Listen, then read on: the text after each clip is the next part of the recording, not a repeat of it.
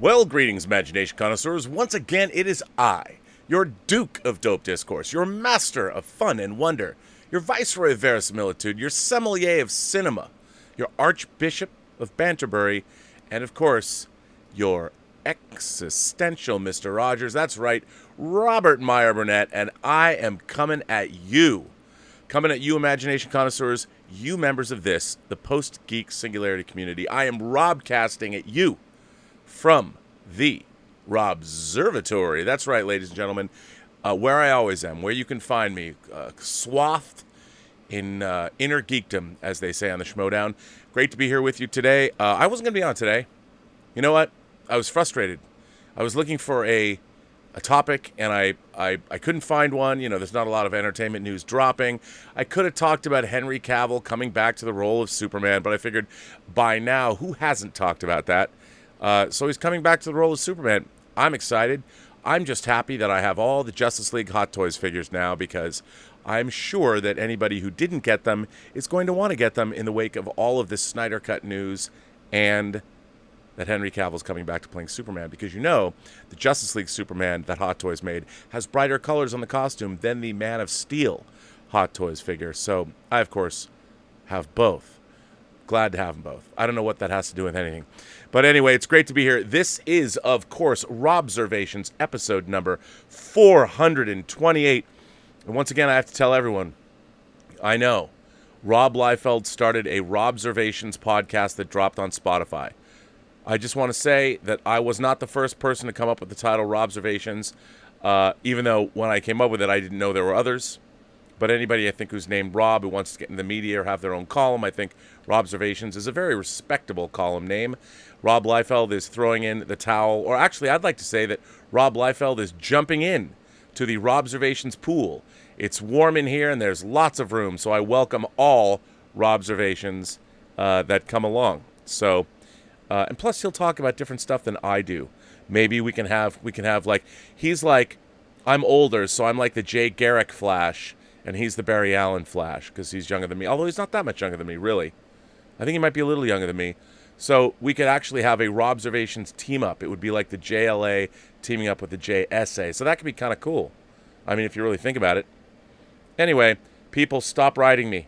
Yes, I do know that Rob Liefeld started a podcast called Robservations, and I really do appreciate everyone looking out for my best interests. I do appreciate that. First of all, I just want to jump on the breaking news. This just broke, according to the New York Times. Donald Trump did, in fact, sign an executive order. Here it is. Trump's order on social media could harm one person in particular, Donald Trump. This literally dropped 10 minutes ago on the New York Times. Without certain liability protections, companies like Twitter would have to be more aggressive about policing messages that press the boundaries. Of course, who would be the first person under Trump's new order that would, of course, be the target of these new boundaries? Well, President Trump himself. I'm going to read this article. Washington, President Trump, who built his political career on the power of a flame-throwing Twitter account, has now gone to war with Twitter, angered that it would presume to fact-check his messages.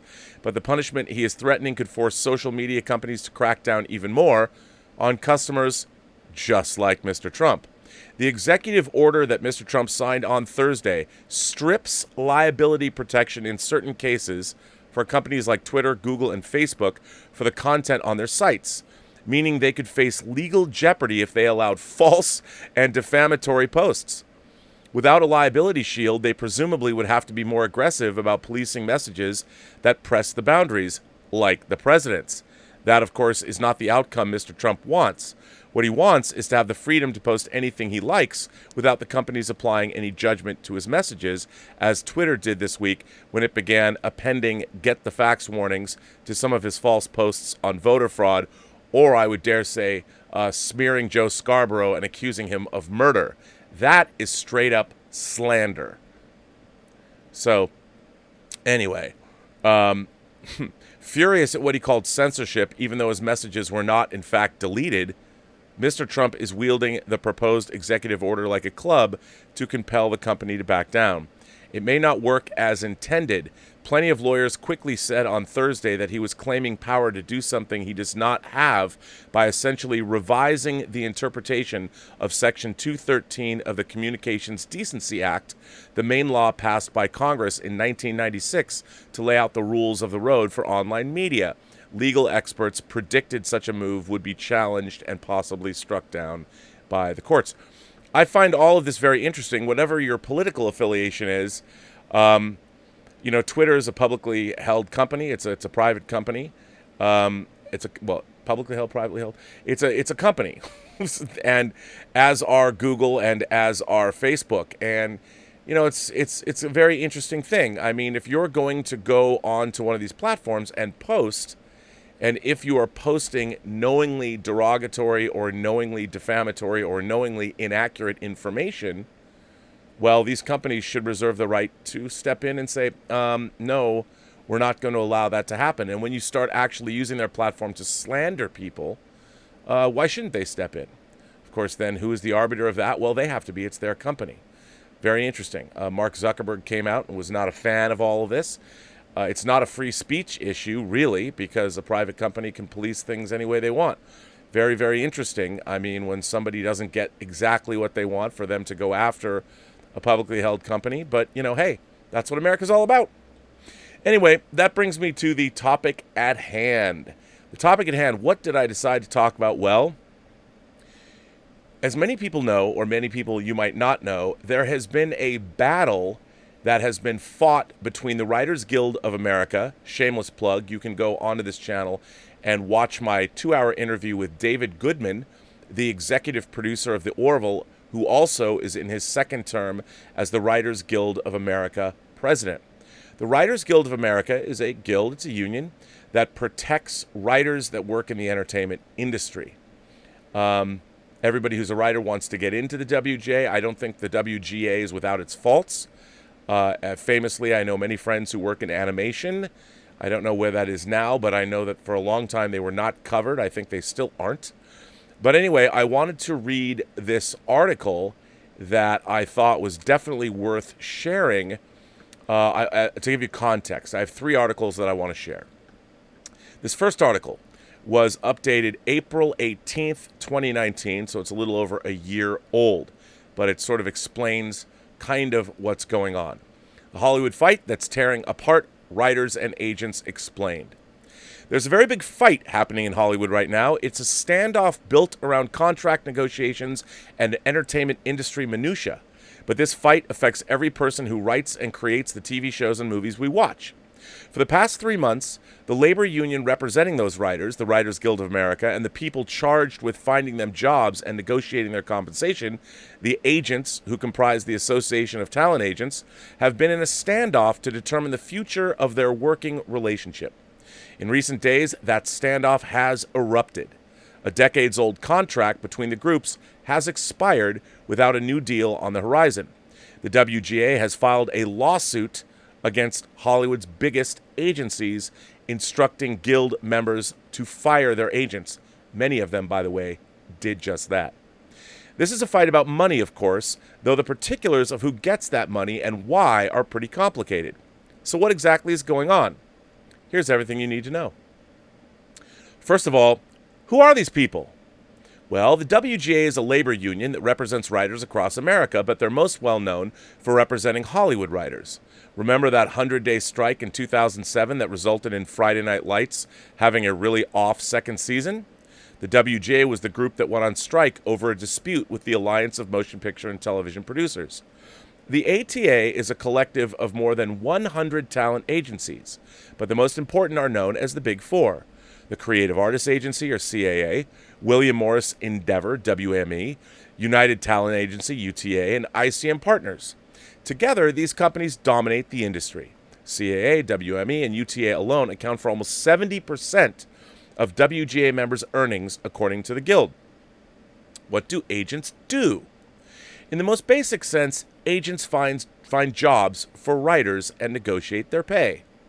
They get meetings for their clients with film studios or networks or showrunners. They seek out openings on writing staffs and find available projects in development. Writers then take the meetings and pitch themselves for jobs, and if they get them, the agent negotiates the most lucrative contract possible and takes a commission up to 10%. Remember when Mark Wahlberg got paid $1.5 million for 10 days of reshoots on All the Money in the World, and Michelle Williams got paid an $80 per diem? Wahlberg's payday was said to be the work of his agent, famed Endeavor CEO Ari Emanuel. Agents and their employers also make a lot of money through a standard industry practice called packaging, in which agencies collect fees from the production studio behind a project. Packaging fees are a big part of WGA's grievances with the ATA, and we'll get to those later. Why is this fight happening now? And by the way, why is it still going on today? The contract that dictates the terms of the ATA and the WGA relationship is the Artists Manager Basic Agreement, which has not been renegotiated since 1976. For comparison, the WGA renegotiates its collective bargaining agreement with the Alliance of Motion Picture and Television Producers every 3 years. The entertainment industry has changed a ton over the past decade alone. Demand for content is higher than ever, with newcomers like Amazon, Netflix, and Apple spraying fire hoses of money across the industry. But even though production and profits are at record highs, many writers say they feel squeezed. According to the WGA, the median weekly earnings of TV writer-producers dropped 23% between 2014 and 2016. The streaming boom has contributed to that stagnant compensation thanks to shorter seasons for TV shows and changes to residuals. I want to jump in here and say that normally, say a network show like Star Trek, a syndicated drama like Star Trek The Next Generation, or other shows, other favorite shows of yours, would sometimes run 20 or even 30 shows a year. Star Trek The Next Generation had 26 episodes a season. Now, to put that in context, a Game of Thrones only had 10. And in later seasons, even less than that. So writers make less money on shows, but sometimes they have to work the same amount of time because the more cinematic these shows are, the longer it takes to produce them. Also, you would get residuals. Writers got paid every time their show would repeat on, say, a network. Well, nowadays with streaming, you can watch things whenever you want. So residuals are different than they used to be, and they're down. The streaming boom has contributed to that stagnant compensation thanks to shorter seasons for TV shows and changes to residuals, though WGA President David Goodman says wage growth is an issue that far predates season shortening. Remember, on this very channel, you can watch a 2-hour interview with David Goodman, the very same David Goodman just cited in this article, where he discusses this. Nevertheless, Guild members expect their agents to fight for every dollar possible over union-mandated minimums, and the WGA says agencies are no longer following through on that duty. This is the most important thing to remember. Big portions of talent agencies have been sold to private equity firms over the past few years, which the Guild alleges has changed their profit motives and prompted them to deprioritize relationships between agents and the writers they represent, focusing instead on owning entertainment properties, whether that means getting a cut of films or shows that clients write, or the agencies themselves buying products like the Ultimate Fighting Championship or the Miss Universe organization, which are now both owned by Endeavor, which owns the William Morris organization. See, to put that in simpler language, the talent agencies, once they were purchased by private equity firms, are no longer working for their clients. What they're working for is the larger private equity firm that bought them to make those equity firms more profits. So the very idea of what an agency is, which was an agency that is supposed to work for clients and get their percentage of clients' work, has changed. Now the clients are just a component of their business. When a talent agency buys something like the Ultimate Fighting Championship or the Miss Universe organization, it's an entirely different entity. It basically becomes a production entity itself, which puts the talent agencies in in direct opposition to their clients, because no longer are they working for their clients. They're now working for the private equity firms, which completely changes the whole reason for a talent agency to exist and to be, well, represented by one. And so the talent agencies and the agents are more interested in getting a stake or a piece of what their clients work on. So it's not just getting a writer a job. What a talent agency will do is what's called package something. So say I, as an independent producer, go to CAA and I want to hire one of their actors. You know what the first thing they're going to do is? If they like the project and the actor likes the project and they are going to allow me to hire that actor, then they'll go, well, why don't you take our director of photography, and why don't you take our composer, and why don't you take our 10 other actors? So they put together a package, and that means they'll own a pretty big percentage of my project, which means the good of the project is not necessarily what's at stake. What they want is to maximize their profits. I personally believe, my own belief in the entertainment business, given my experience over the last 30 years, is the project itself should always be of paramount importance, because if the project is the best it can be, it will ultimately, in the long run, make the most amount of money. The talent agencies don't care about how great the product is, because they've already taken their money out of those packaging fees, because they're like, well, we get a fee for giving you all of our clients. There's a lot of problems with all of this all the way around, but the WGA went and fought right back. Anyway, last April, because of those concerns, this would be April of 2018. Last April in 2018, because of those concerns, the WGA gave the ATA the requisite 12 months notice that it planned to terminate the artist's manager's basic agreement. Negotiations for a new contract didn't really start between the groups until February, and they didn't go well. Both sides characterized the other as acting in bad faith. The WGA said the ATA didn't respond to their termination notice for months. The ATA said that's a lie. Hours before the AMBA was set to expire in early April, the two sides agreed to a week-long extension, offering a glimmer of hope that they'd reached a new agreement. But the bonus time didn't change much. On April 13th of 2019, the 43-year-old deal between the WGA and the ATA was kaput. Now, remember, the Writers Guild of America notified the talent agencies of what they were going to do, and the talent agencies didn't respond, because it's not in their interests to respond. Remember, the talent agencies are not really anymore in the business of getting their clients work. What they're in the business of is getting and making as much money as they can off the projects they're involved with, which is hugely problematic. It's hugely problematic. And I would say, again, in this country, capitalism is great. I believe in capitalism. But also, if you're being unfair with your practices, then ultimately the underlying foundations of how that capitalism is supposed to work correctly get eroded. Everybody wants to get as much as they can, as soon as they can, for as long as they can. Well, how do you build a foundation from that? Anyway, what does the WGA want? The fight comes down to two issues: the fees associated with packaging and the rising trend of agencies working with affiliated producers owned by their parent companies.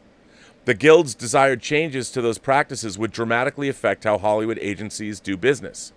In a February address to Guild members, that would be February of 2019, David Goodman laid out his case. Make no mistake, fairness is an issue here, but the fundamental reason that the leadership is recommending these changes is money, he said. If writer pay were steadily rising as agencies continue to package, we wouldn't be sitting here. If writer pay were rising as agencies move into production and become our employers as well as our representatives, which, by the way, is incredibly unethical, we wouldn't be here. But as writers, we share a common knowledge that writers overall are not doing better, we're doing worse. In short, that means the WGA is calling for an end to packaging fees and for agencies to stay away from producing. Again, I will step in here, And I will tell you my own experience over the last 30 years when I've been involved. I've worked for both William Morris and at CAA as a story analyst, which is just, I was in it's support staff there. You're giving agents themselves, is this script good or bad? So I had really nothing to do with the day-to-day workings of the agencies other than reading scripts for them. But as a producer, funny story. When I was making Free Enterprise, I really wanted Elizabeth Berkley from Showgirls, fresh off Showgirls, to play a role in the film. Specific role that I always had her in mind. I was going to make her an offer. This was after Showgirls. I always liked Elizabeth Berkley. She was gawky on Saved by the Bell, but I thought it'd be kind of cool to have her in the movie. So I dropped off a script at what was UTA, the United Talent Agency, which was a new agency at the time. It had formed from other agencies like Bauer Benedict. Kept calling the agent, hey, what about our offer? What about Elizabeth Berkley? Oh, we didn't get your script. Really, I dropped it off myself. So I went back, myself. As I'm directing, I'm in pre-production for this movie that we're now casting. I'm the writer-director of the film. I went to UTA again. I took the script to their, I took the script to their mailroom and dropped it off. Called the agent later. Oh, I'm sorry, didn't get your script. So, okay. One more time, 3 times the charm, right? 3rd time's the charm. I drop off the script. Agent never got it. 3 times, I personally went to the UTA mailroom and dropped off the script as instructed. As instructed.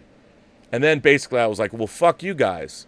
And when the movie, when Free Enterprise was finished, we had special thanks.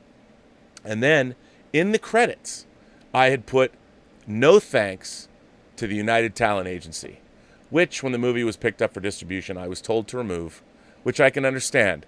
But I did it. I also was a client for William Morris for a while, but that's a different story. I did not get any work from them. As a matter of fact, I worked for Bill Cosby on spec for a number of months. So there you go. Let's break these terms down. What's packaging and why does it have fees? Historically, packaging refers to the process through which agencies bundle talent to bring a project together. Say, for example, that a writer comes up with an idea for a TV show. That writer's agent will then bring in a director or an actor to join the show, often one represented by the same agency as the writer, and they call it a package. In practice, however, agents who represent well-established showrunners or actors and directors are able to claim packaging rights simply because they represent said talent. The process of assembling packages has become so commonplace in Hollywood that 87% of all shows that aired during the 2016-2017 season were packaged, according to the WGA, with William Morris and CAA responsible for 79% of that. Movies can be packaged too and often are. Now, what's important about this to remember is that television, a lot of people don't understand this, but television, when you watch it here, streaming is a little different, but gets packaged all over the world. A lot of people can't stream in various territories, so you can sell a TV show in different countries. Italy, France, Germany. And when a show has a certain amount of shows, usually like, say, 100, a network show, then you can sell it to Germany. It's already been paid for, and whatever Germany's going to pay as a licensing fee, that's how you start making some real money, because the actual production of the show has been paid for. It's a little bit more complicated than that, but then you can sell it. Every different country's different, and you make money. So if you have a hit show like, say, House ran, I believe, 8 seasons. That show, after it hits season 5, is basically broken even, and then it starts to make real money. People aren't just paid for their time, but if you have ownership in that show, you can make tens of millions of dollars because you're selling the same show over and over again around the world, and that's where the real money gets made. That's why it's very lucrative to have packaged a show and get a packaging fee. But what happens is, and let's go on. The process of assembling packages has become so commonplace in Hollywood that 87% of all shows that aired during the 2016-2017 were packaged, according to the WGA, with William Morris and CAA responsible of 70% of that. Movies can be kept packaged too. The Guild wants to eliminate the fees that studios pay agencies for delivering those packaged bundles. In the case of TV, the fee typically amounts to $30,000 to $100,000 per episode. Now keep in mind, the agency's talent are the ones actually working on the show. The writers, the producers, the actors. But because CAA has these bundles, they're like, well, we're getting our fees. So they're still taking their 10% or whatever their negotiated fee is, 10%, 50%, 20%, whatever it is.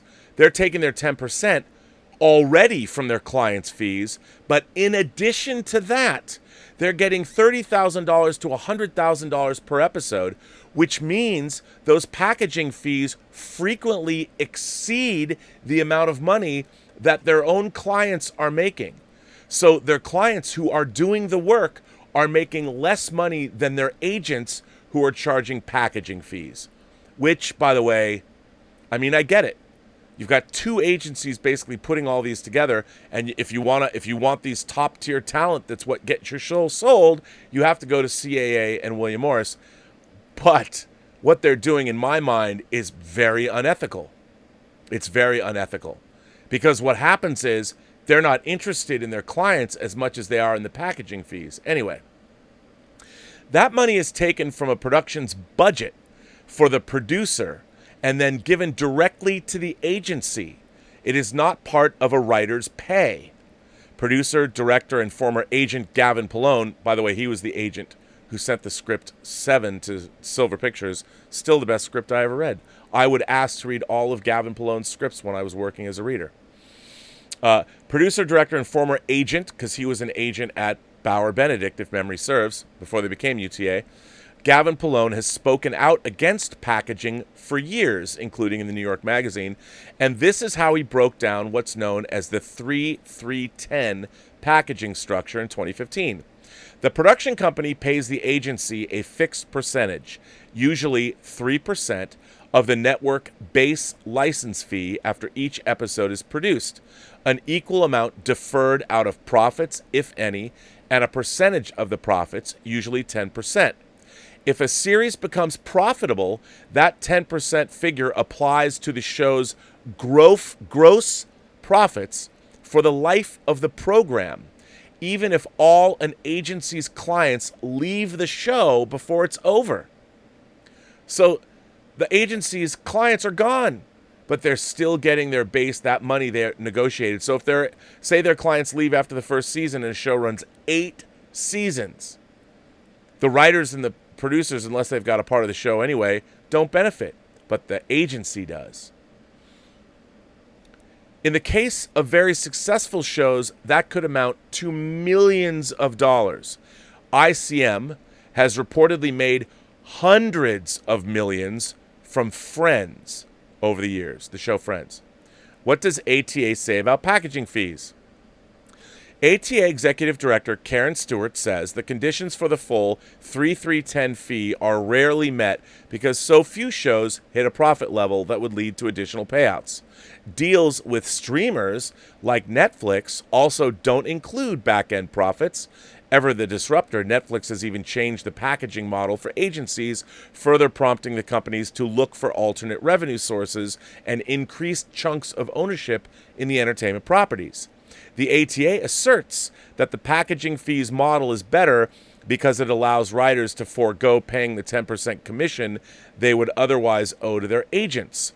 A report from the ATA says packaging saved writers from paying $49 million in commission fees last year, and UTA released its own study saying writers actually made more from the shows the agencies packaged than they would have on non-packaged programs. Of course they say that. Ask any writer if that's true. Goodman counters that the UTA's study was based on a false premise. There is no way to compare what writers would make in a world with agency packaging and without agency packaging. Agency packaging is so dominant that it controls the whole market for writers in television. He said, Guild writers contend that if agents can get packaging money for themselves, they should be able to negotiate equivalent compensation on behalf of their clients too. It's a sentiment that The Wire creator David Simon expressed in a characteristically heated way. If you can only leverage profit for yourself, but not for me, what the fuck do I need you for? Why are you on this ride at all? At the point that he can only achieve benefit for himself and not for his client, what the fuck good is an agent? Because an agent is no longer working for his client, the agent's working for himself and his agency, which is what they're doing by representing clients. But when they cease to matter in this model, the guild's concern ultimately is that agents are not incentivized to aggressively negotiate for their clients when their financial success is divorced from commission. Absolutely correct. Or, as David Goodman puts it, agency income should be directly tied to writer income. 100%. That's what an agency does.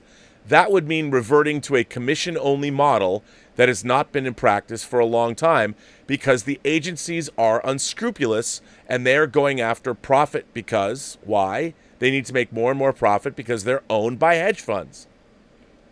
What are affiliate producers and how are they related to this fight? While packaging has been around for decades, agencies opening up affiliated production companies is a much newer phenomenon.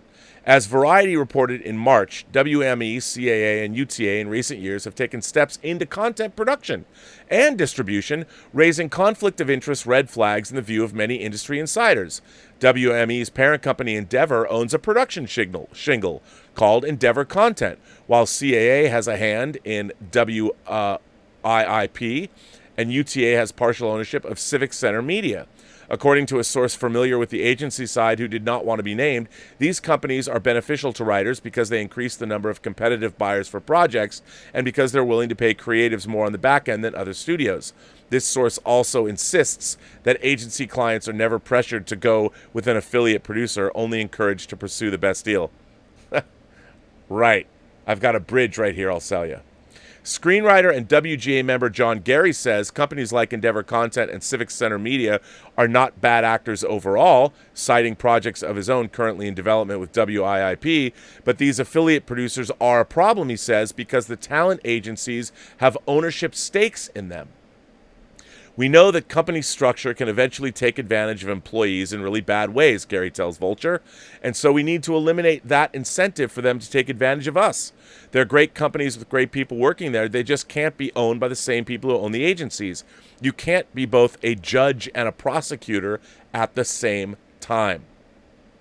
Stewart, the ATA executive director, describes affiliates as legally separate business with separate management and separate operations, housed in separate offices and with separate employees, but their profits do still go to the same parent companies.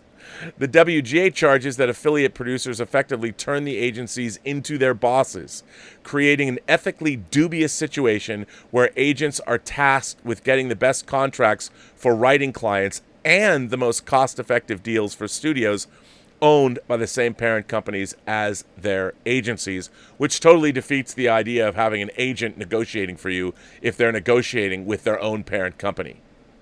It's so unethical, it's amazing. Can the WGA stop agencies from collecting packaging fees and working with affiliate producers? Well, it's certainly trying. In late March, that would be March 2019, Guild members overwhelmingly approved a new code of conduct between agents and writers that would effectively prohibit both practices. Ahead of the vote, the code of conduct drew high-profile support from A-listers like Shonda Rhimes, Jenji Cohen, Mike Schur, Oliver Stone, and Tina Fey. And of the 8,274 Guild members who cast votes, more than 95% supported it. The new code formalizes the WGA's chief concerns. It stipulates that agencies must revert to the commission-only model, which means no more packaging fees, and that compliant agencies must sever ties with affiliate producers. Companies like WIIP and Endeavor Content could still exist, but the parent companies of agencies would have to forfeit their ownership stakes to avoid conflict of interest. Here's the crucial part. In order to continue representing a Guild writer, an agency has to sign the code, but virtually all of the agencies have refused to sign. So agencies won't sign the code of conduct. What happens next? Well, we're seeing what happens now, with agencies refusing to sign the code and decades-old agreement between the WGA and the ATA and the dustbin.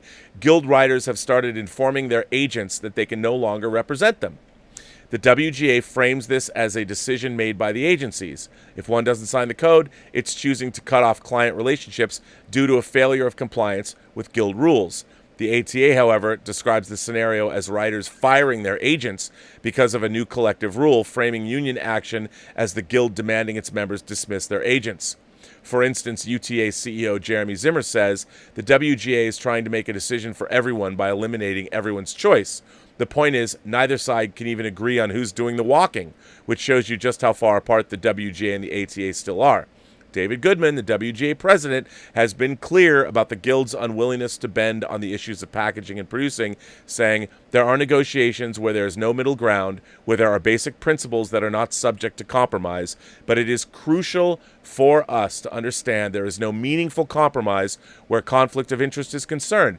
It's a binary choice. Either agencies put our interests first and make their money from our success, or, like now, they will continue in the business of maximizing their own success while writers suffer.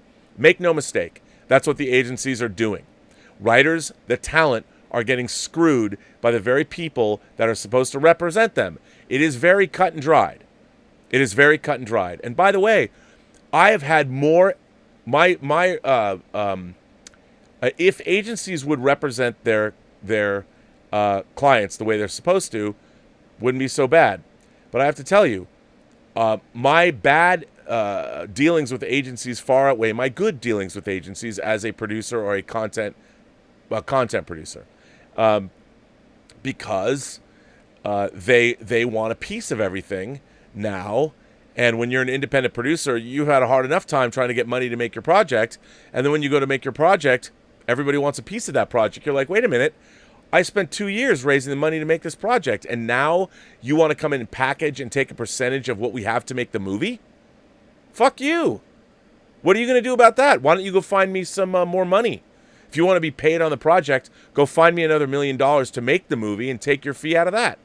How about that? Make yourself useful. Meanwhile, the ATA has released a set of agency standards for its member organizations to adopt in place of the WGA's code. Yet again, there's a big gap between the writers and agents here. The ATA's new standards mainly focus on greater transparency in packaging and affiliate productions rather than outright changes to the practices themselves. See, the thing is, nobody realized how much money the agencies were actually making off packaging shows. A lot more than anybody might have thought. Were any concessions made in the negotiations? Some minor ones, yes. The WGA agreed that agents could receive compensation beyond commission for financing low-budget indie films. Just like I said, hey, you go find me the money to make an indie movie. Let's say my budget's $2.5 million. Go find me $3 million and take your fee out of that remaining $500,000 so I can make the movie that was budgeted that I want to make. And I'm your client or whatever, or maybe I'm hiring your clients, so you're getting that money too. Anyway. But there was little movement on the critical points of packaging fees and affiliate producing.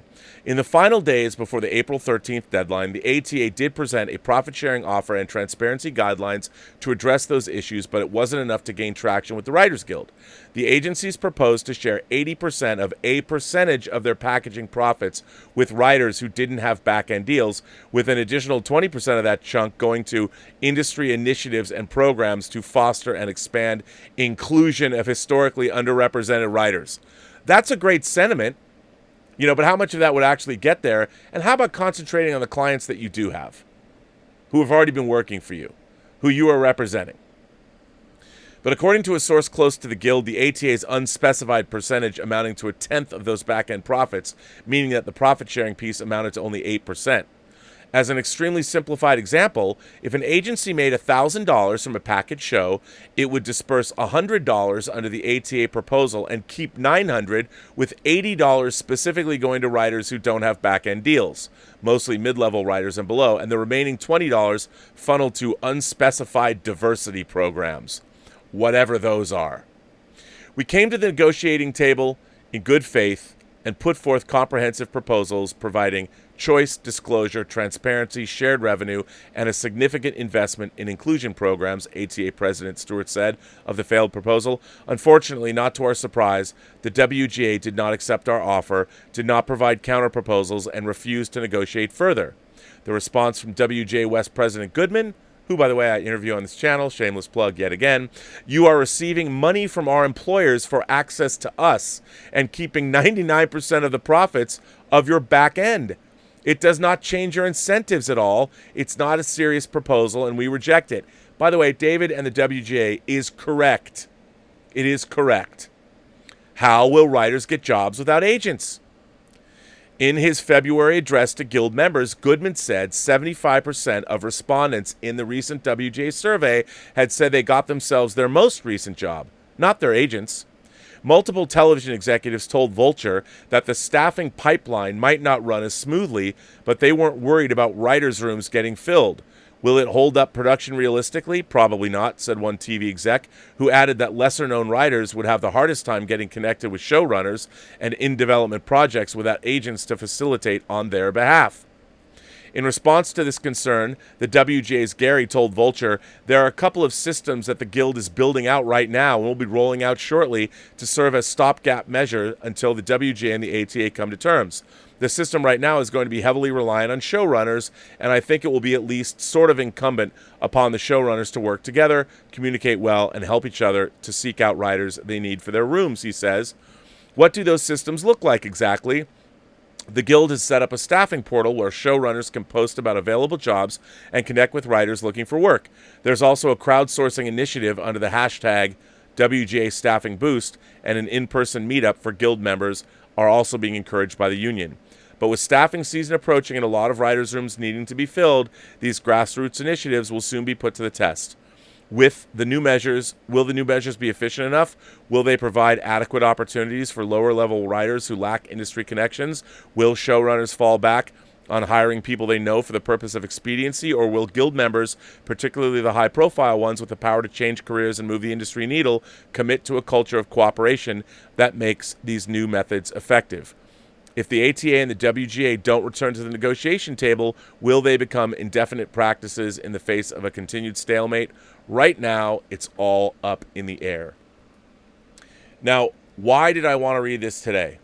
Well, as reported this morning by the Hollywood Reporter, the WGA has lost a few legal battles to the ATA. Back in on April 27th, the judge dismissed most of the WGA's claims in a lawsuit against the talent agencies, unfortunately. And let me just read this. So, in April of this year, April 27th, a federal judge dismissed most of the claims in a lawsuit the Writers Guild of America brought against the three major talent agencies. Here, let me jump onto this. Over long-standing practices that the union believes are illegal. The WGA sued United Talent Agency, William Morris Endeavor, and Creative Artists Agency, alleging that the agency practice of collecting packaging fees for assembling talent on projects violated the law. On Monday, U.S. District Judge Andre Barotti Jr. in Los Angeles dismissed many of the union's claims, including that the agencies took part in an illegal group boycott and unlawful racketeering. Barotti did not dismiss all of the WGA's claims, however. For example, individual writers who are part of the WGA lawsuit can continue with their claim that the agencies breached their fiduciary duties by not being fully transparent about their use of packaging fees.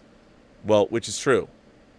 The WGA and major talent agencies have been in a long-running dispute over packaging fees and affiliated productions. A year ago, thousands of writers fired their agents and were instructed by the WGA to not work with talent agencies that did not agree to the union's terms. So far, more than 80 talent agencies have signed individual deals with the WGA, so they came on board, including Paradigm Talent Agency.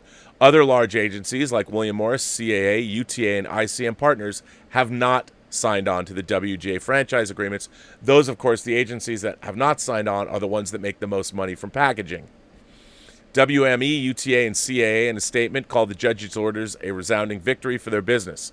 What has become crystal clear is that Executive Director David Young, WGA West President David Goodman, and this WGA leadership have led thousands of riders over a cliff, wasted their membership dues on failed lawsuits, and left them without agents to represent and advocate them for more than a year, the agency said. There remain 6 powerful claims in our lawsuit that we will pursue, and discovery is underway, Goodman said in a statement. We are confident that the evidence uncovered in the process will support the claims detailed in our lawsuit.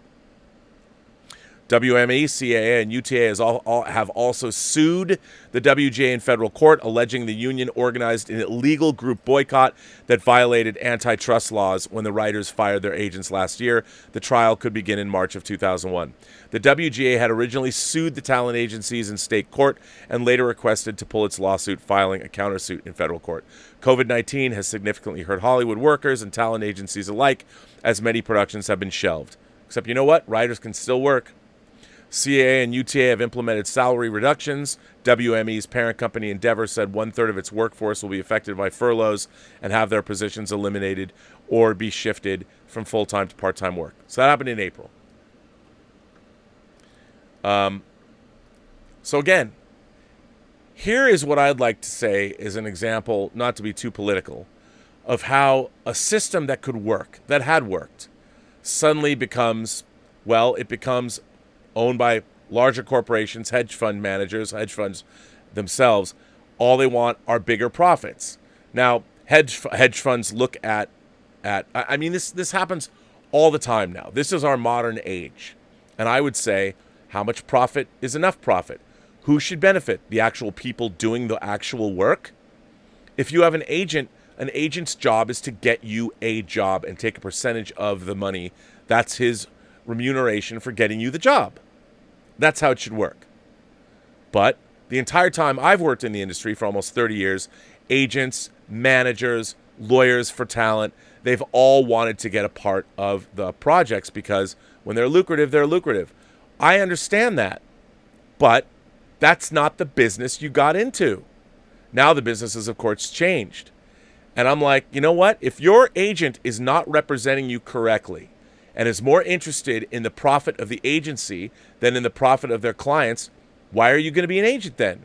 Why should anybody sign up to have a manager or an agent or anyone who's working for you if that's what they want to do? I can't tell you how many times I've tried to work on independent film projects that get scuttled because people start making unruly demands. My person needs a producer credit. Well, what? Well, some of the time, now this is in sketchy territory here, some of the time I might have worked with a manager who is able to score me talent. That talent then gets the movie financed. That manager might want a producing credit for his time and effort and a fee. Well, on a project-by-project basis, I would say that's worth paying for. I needed to get my client on a show, or I needed to get an attachment to get the movie made. In order for my money people to open up their pocketbooks and write me a check, they needed to know that whoever's starring in the movie is enough of a bankable draw that they'll get their money back. So on a small, low-budget indie film, that makes sense to me, because what that manager is doing is bringing me their client, and we have an agreed-upon fee. They get a producer fee because that, in fact, is producing. When a producer can get a big piece of the puzzle to get a movie made, that's absolutely valid as far as producing is concerned. So I have no problem with that. But, I mean, that's demonstrable value that somebody brought to a project. So that's something else a producer does. Today, at 9:41 this morning, there is an article about this. So remember, we started out April 2019. It's now May 2020. This is still going on. This battle is still going on. Now these lawsuits are happening. So today, I wanted to share this. CAA, UTA, and William Morris Agency attempt to swipe down an amended lawsuit over packaging fees. So When the Guild lost their suit, or they lost most of their suit back in April, they amended and they came after them again. It's been a month since a federal judge gutted claims brought by the Writers Guild of America against the three largest talent agencies. Because perhaps the COVID-19 pandemic has halted entertainment production, neither side, in an ongoing high-stakes lawsuit in California federal court, seems to feel pressing pressure to figure out a way to resolve writers' demands that agents no longer collect a producer-like compensation package called packaging fees. And so the case plays on, with the WGA recently amending its cross-complaint, while CAA, UTA, and WME now take aim at the few WGA claims surviving Judge Andre Barotti's order. In his April 27th decision, Barotti ruled that the WGA didn't have standing to pursue antitrust claims under federal law, including price fixing and group boycotts. The judge also threw out fiduciary duty claims asserted by the Guild for lack of standing, plus knocked down racketeering claims that framed packaging fees as illegal kickbacks and bribes. Maybe they shouldn't have done that, but they essentially are. But the judges did permit the WGA to pursue a claim under California's Cartwright Act, the state's own attempt to stamp out anti-competitive activity. Time will tell if the agency's immediate success is a long-lasting one. The judge concluded that the Guild and its writer members don't buy packages of talent like TV studios do, nor sell them in the market as agents do, so they're not in the position to directly claim competitive injury.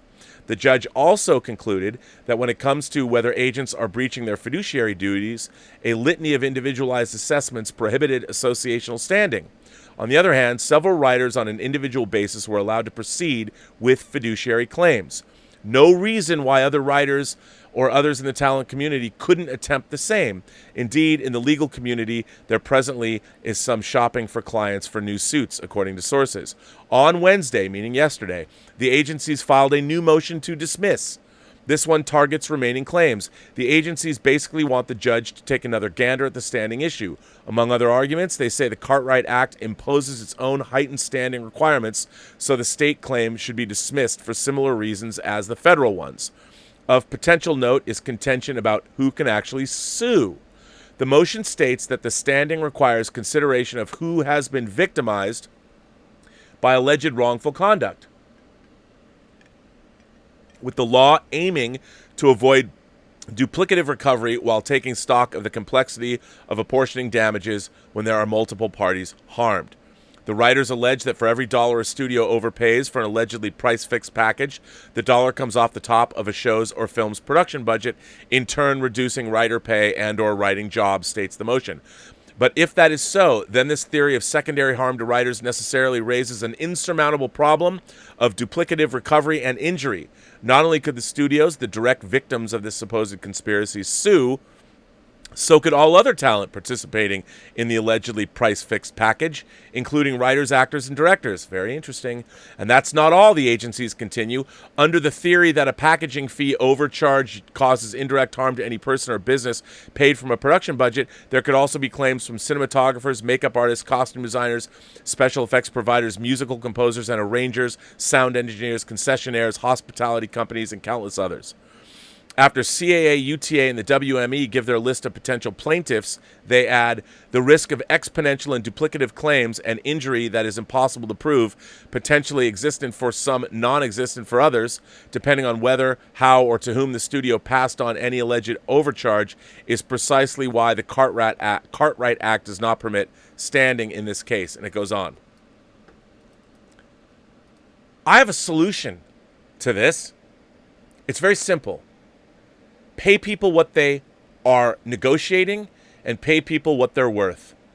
It ain't show friends, it's show business. But when you're not doing good business, you're doing bad business, you're doing duplicitous business, and people would say that, well, wait a minute, you know what, in capitalism, all's fair in love and war. If you can get money, you should be paid that money.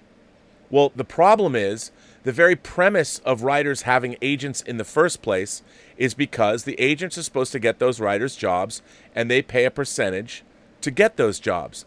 The agencies are now directly interfering and let's face it, taking a chunk out of the budgets of the very jobs that they're getting their clients' jobs for.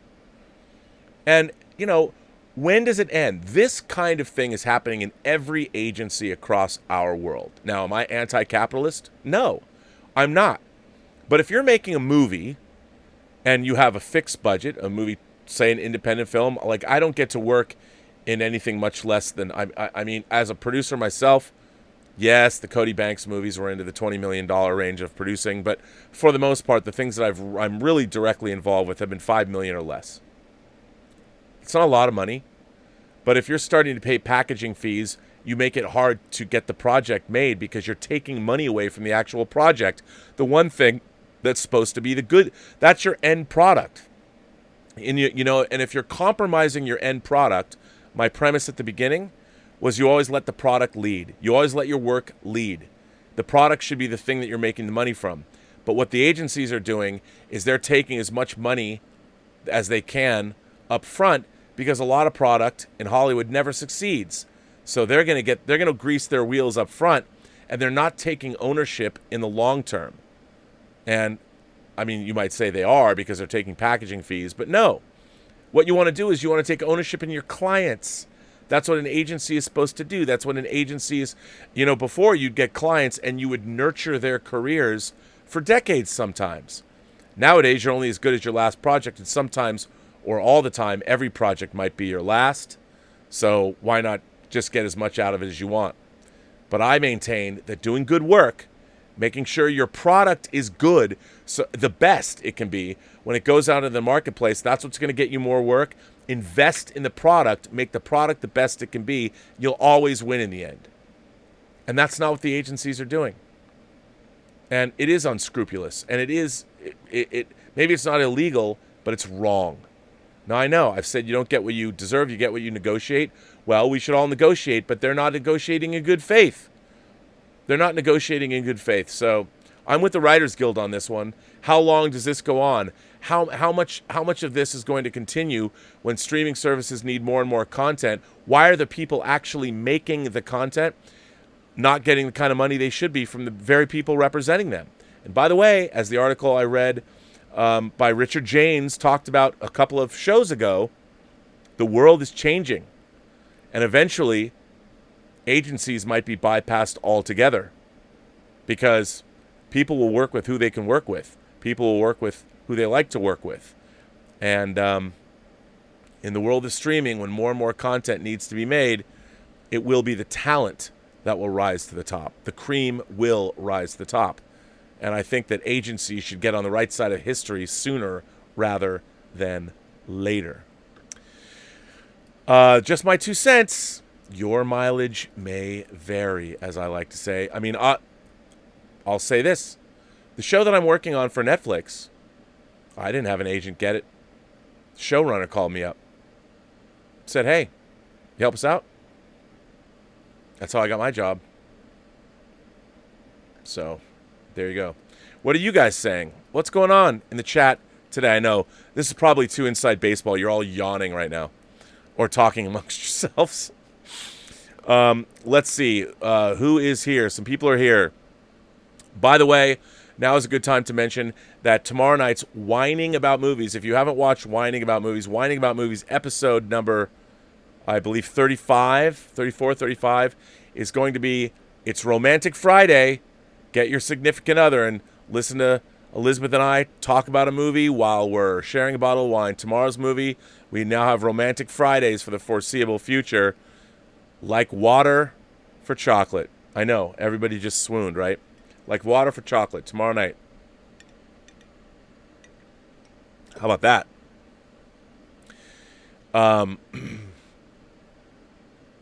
Let's see. Timbula the Spider. Oh, that was from yesterday. Iconic reactions.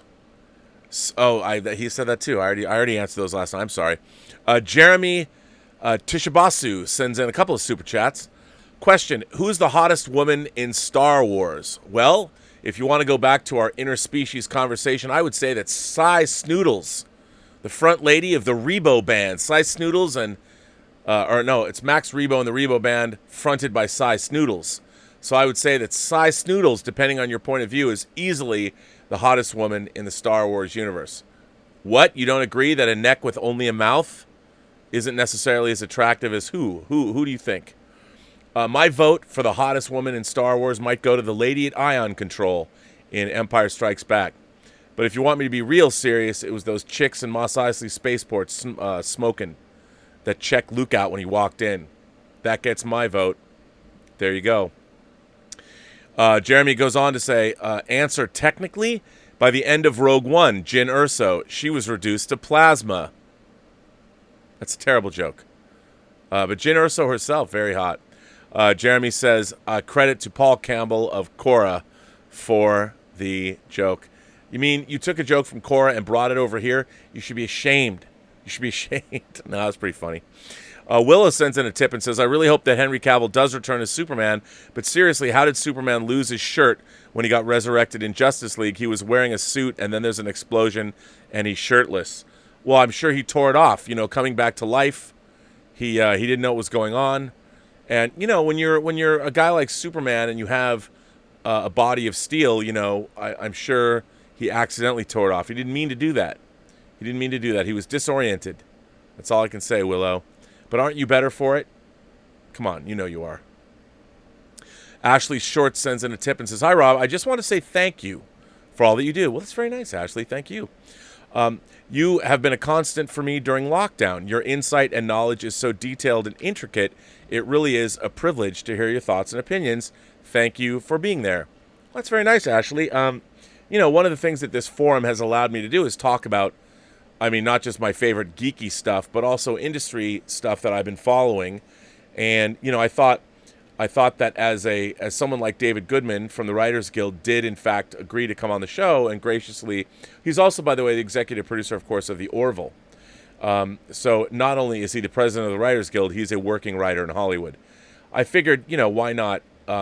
This story popped up today, and I looked at it and I thought it was good. Look, let me be clear. A great agent can do a lot for you. A great agent is somebody that you want in your corner and you want to work with. Great agents also they have great story sense. They can be very, very helpful.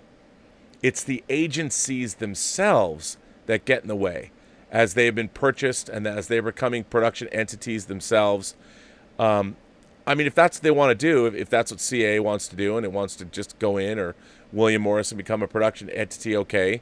But, it just makes it that much harder for independent producers and people outside of that sphere to get stuff done. Even on Skyfighter, I'll tell you something. Skyfighter, the short film, we made Skyfighter as a proof of concept for the feature. We've got basically the feature financed. Our financiers just need a certain level of actor to say yes. It takes months to get an answer back from an agency about an actor we might submit an offer to, or they might submit, Lucas will submit an offer to, and it'll take like 3 months to get, who's got time for that? I don't understand if I, as an independent producer, make an offer to an agency for their client. Why does it take them, shouldn't I get an answer in 24 hours? I'm trying to hire your client for a job. You know how many times as an independent producer, I've actually met actors that I've said, I tried to get you for a certain position or a certain thing, and they're like, I would love to have done that. I'm like, well, I did call your agent. We did make an offer, and they tell me, oh my God, I'd never heard. Half the time the agents don't make the offer to their clients because they don't think it's lucrative enough or whatever, not knowing that I might have a previous relationship with their client or something, and who knows, the movie that they're in might lead to something big. Can you imagine what if John Travolta's agent didn't let him be in Pulp Fiction? Look what Pulp Fiction did for his career at the time. So, anyway. So, Ashley, I hope I didn't bore you with this one. Oh, Willow goes on and says, I assume it got destroyed during the explosion, but for whatever reason his pants stayed on. Vesna thinks one of the other Justice League members took his shirt off. The question is, who? Wow, you ladies, man, you wanted some sweaty on sweaty superhero man action. I could see that. Just like, by the way, if you haven't read The Authority, Apollo and Midnighter, there's your couple. Two superhero males that are superheroic together, if you know what I'm saying. Anonymous sends in a tip and says, Twitter already removes things they don't like and act like a publisher instead of a platform. It's about time something was done to prevent these platforms from acting like arbiters of truth. Well, now, wait a second. the platform can do whatever it wants. It has a terms of service that it publishes. You can go look at them, and I think they should be arbiters of truth. If somebody, Trump was accusing someone of murder on Twitter, of murder. Now, no one else is going to step up and say anything. Twitter has to be like, well, it's actual slander, and it becomes so Trump, with his falsehoods, puts Twitter in a position of liability. Now, Twitter has to defend itself. I'm surprised it hasn't until now, but, it would have to. Andrew Christie sends in a tip and says, "Hey, Rob, in light of the Snyder Cut announcement, I'm going back and watching Batman v Superman promos, not the trailers. The Turkish airline ads for Gotham and Metropolis, I love those, and are immersive and clever. The LexCorp viral stuff, it had so much going for it." I know, it really did. I love those in-universe promos. They were doing that a lot for a while, like with Prometheus and stuff. I thought that was really clever, and I thought it was great. Anonymous goes on to say, what if cities like New York, where the mayor or governor decides to allow theaters to reopen, but consumers will have to wear masks at all time? Should it pay for them to reopen because they need money from concession stands? Well, again, I don't know. I that's a good question. Do you want that kind of business to happen? We're in a very interesting situation right now. Another thing is, where's liability? One of the things that is going on with movie theaters now is, say you go to a movie theater, okay? You go see Tenet because it opens July 17th. And you go to a movie theater and you come out of the movie theater and you come down with COVID-19. And then you die. Does that mean your next of kin have the right to sue the movie theater because that's where you potentially contracted the disease? These are very real questions. Very real questions of liability and all kinds of things. Now, they're not easy to answer.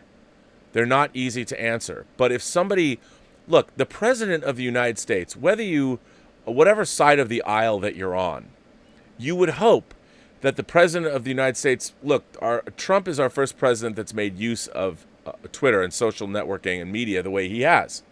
Now, he has used it frequently as a bully pulpit. I would say that that is very unpresidential. A lot of people like it because it's a president being a bully. And I get that if that's what you're interested in.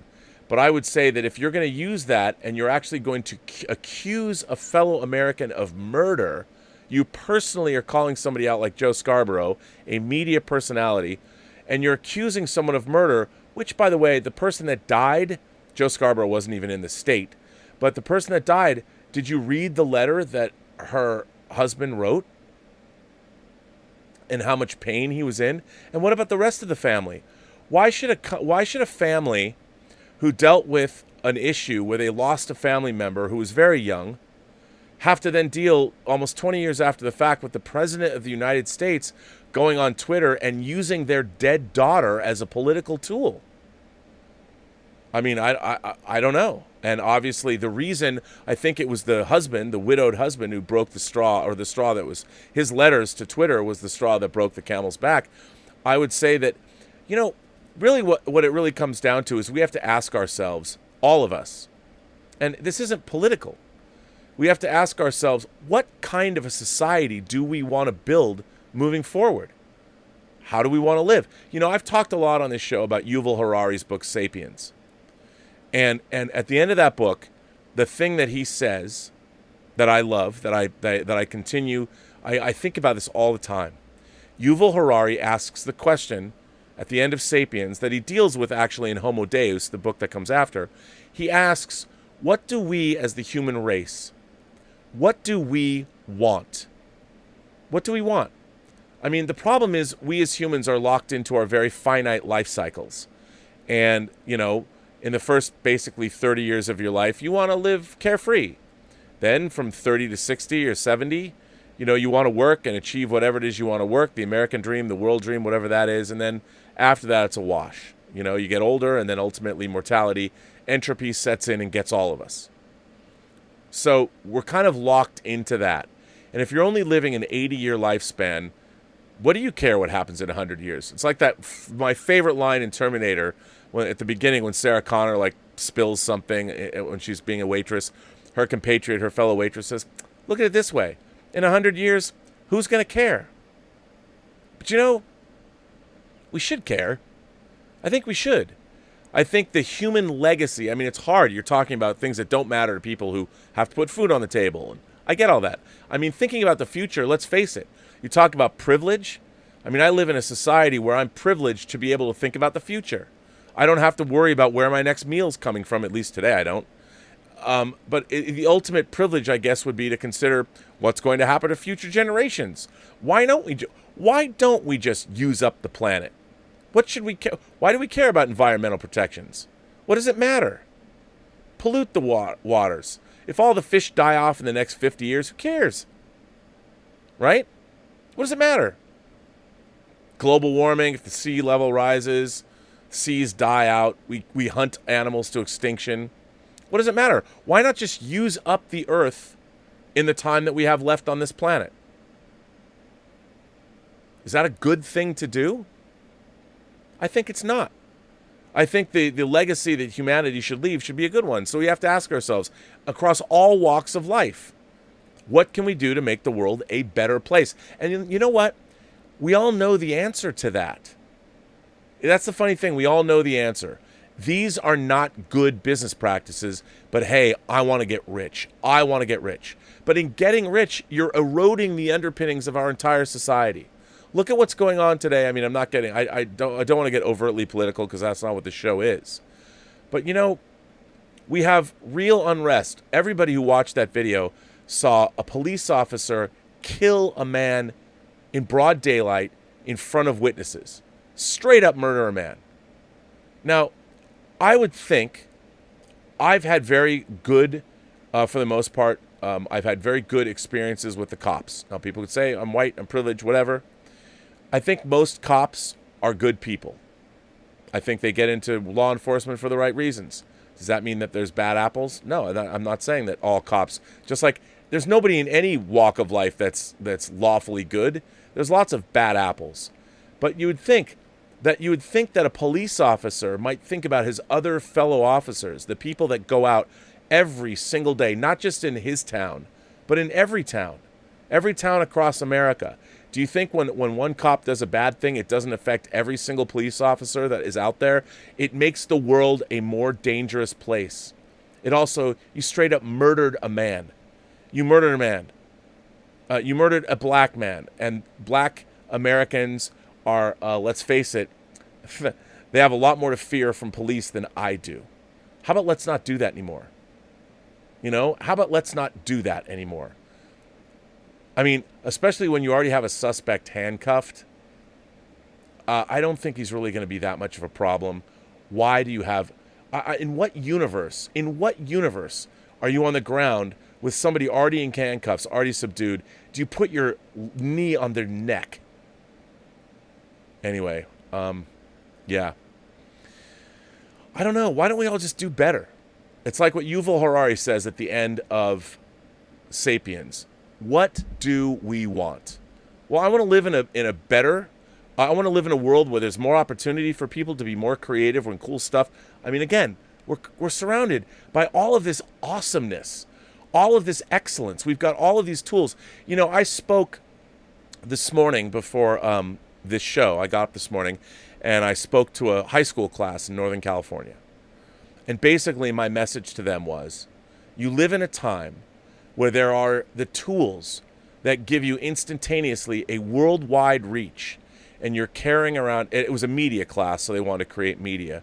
I go, there is nothing stopping you. There is nobody, or there's nothing stopping you from doing anything you want. If you want to make movies or TV or whatever. Now, does that mean you're going to make tens of millions of dollars right away? No. But the platforms exist and the technology exists that there's nothing stopping you from achieving those dreams of yours. It doesn't matter what color you are. It doesn't matter your sexuality. It doesn't matter how you identify gender-wise. It doesn't matter what your religious beliefs. It doesn't matter. No one can take away the tools that we have. You can do anything right now. You just have to work up the wherewithal to go out and do it. And I firmly believe that. And, you know, that was basically my overall message, is that if that's what you want to do, it's hard. It takes a long time. And, you know, when you're 6 months or a year or 2 years, or in the case of this, of Tango Shalom, 4 years into a project, you know, at any one time you quit, like, fuck this, I'm tired of this shit. But we didn't. You persevere, and at the end of the day, something comes out and people are like, oh my God, where did you do that? So, I don't even know what I'm saying anymore. So I guess it was on the answer to Anonymous's question. You know, the question was, what if cities like New York, and where the mayor or governor decide to allow them theaters to reopen, but consumers will have to wear masks at all time? Should it pay them to reopen because they need money from concession stands?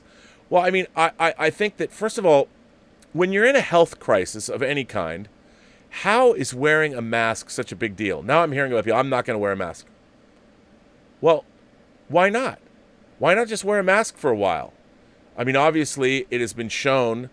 I love somebody who's posting a picture on physical media, on social media, that a healthcare worker, I don't know if it was a nurse, took 2 Petri dishes, coughed into one, and didn't in the other.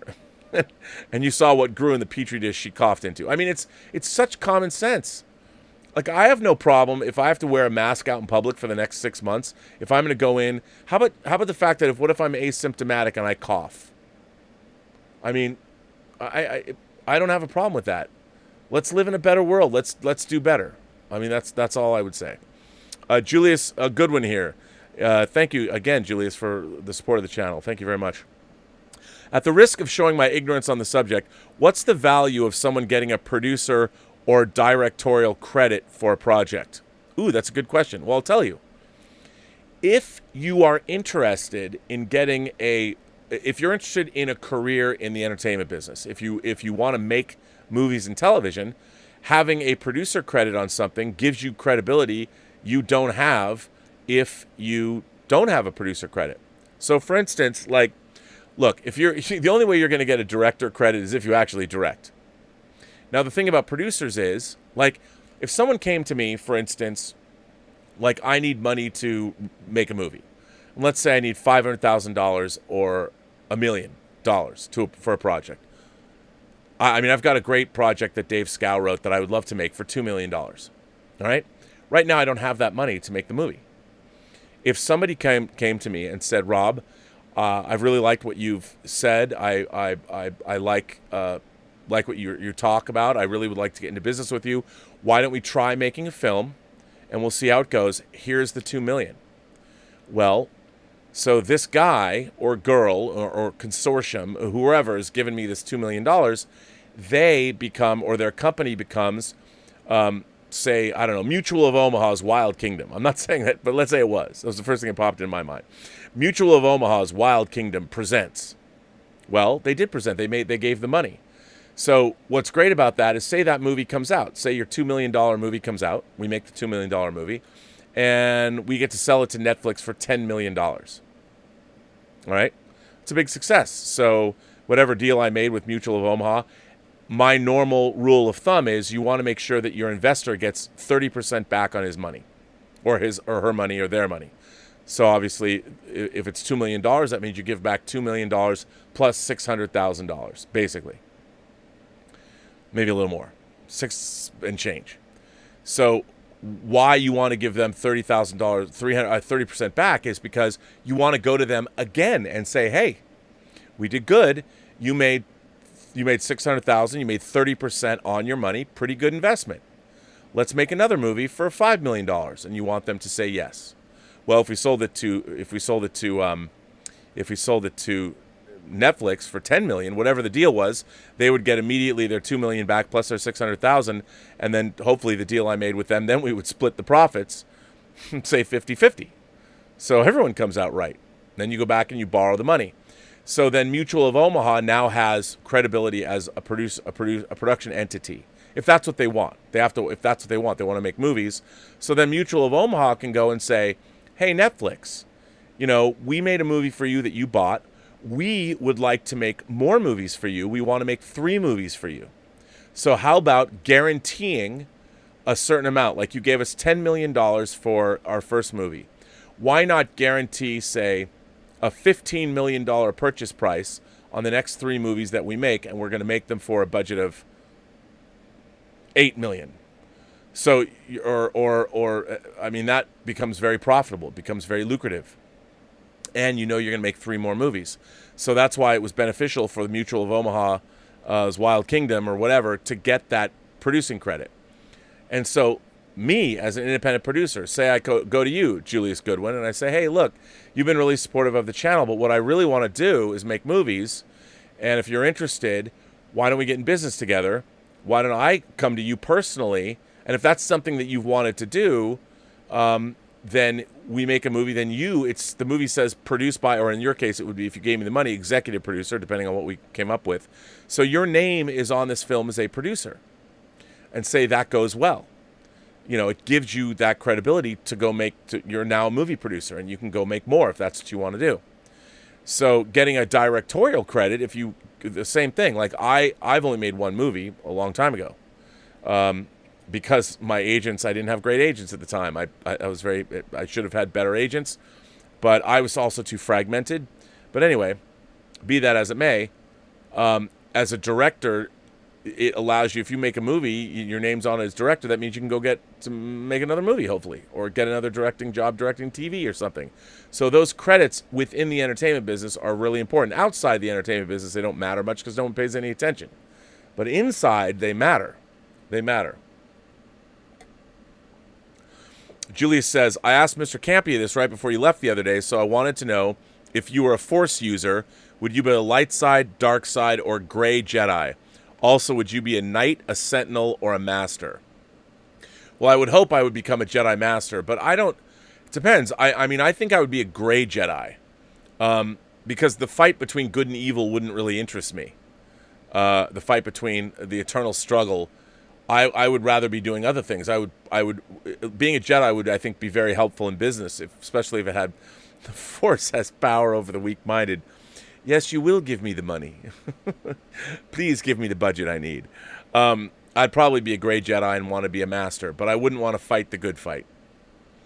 Anonymous sends in a tip and says, and by the way, thank you, Julius, for the ongoing support of the channel. I very much appreciate that. But, you know, I guess gray, I wouldn't necessarily, the way the Force is couched in Star Wars, now that I think about it, I mean, it's always about the struggle between good and evil.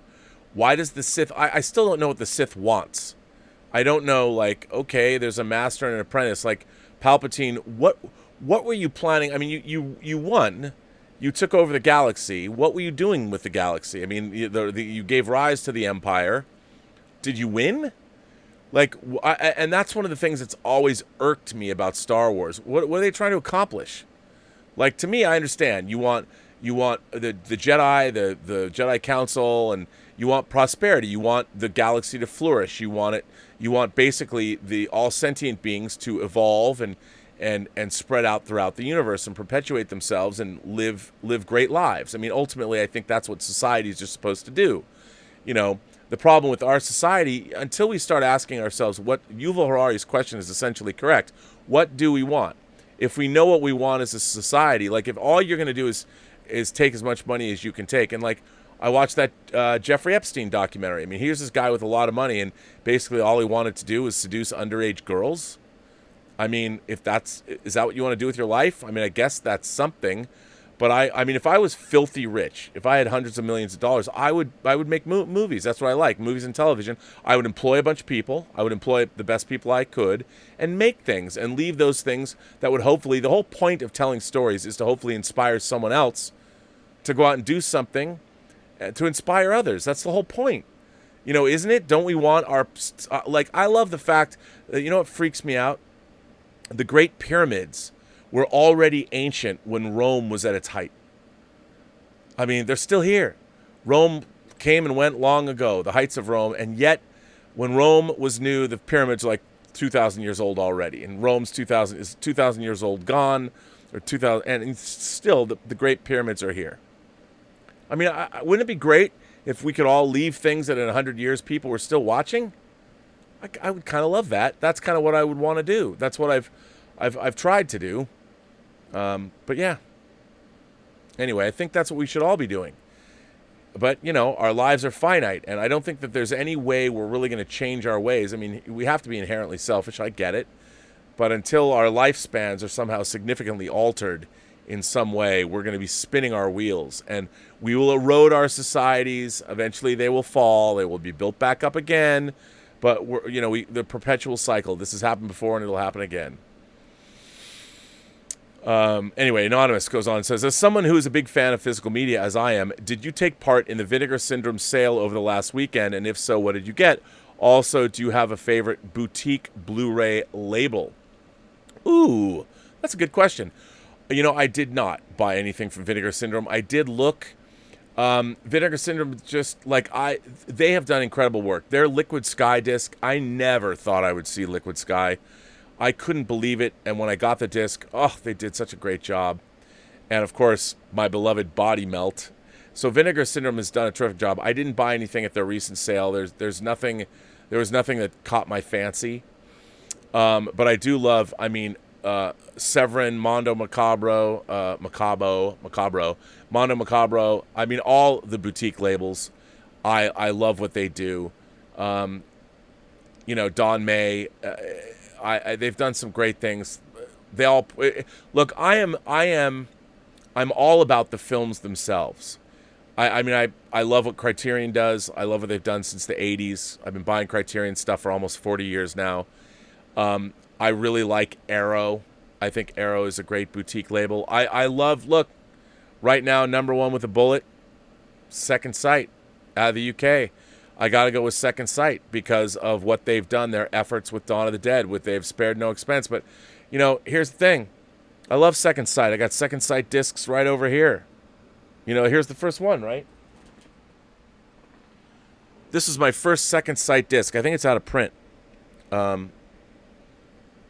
Betty Blue. This is still, Criterion recently put this out, but this is both the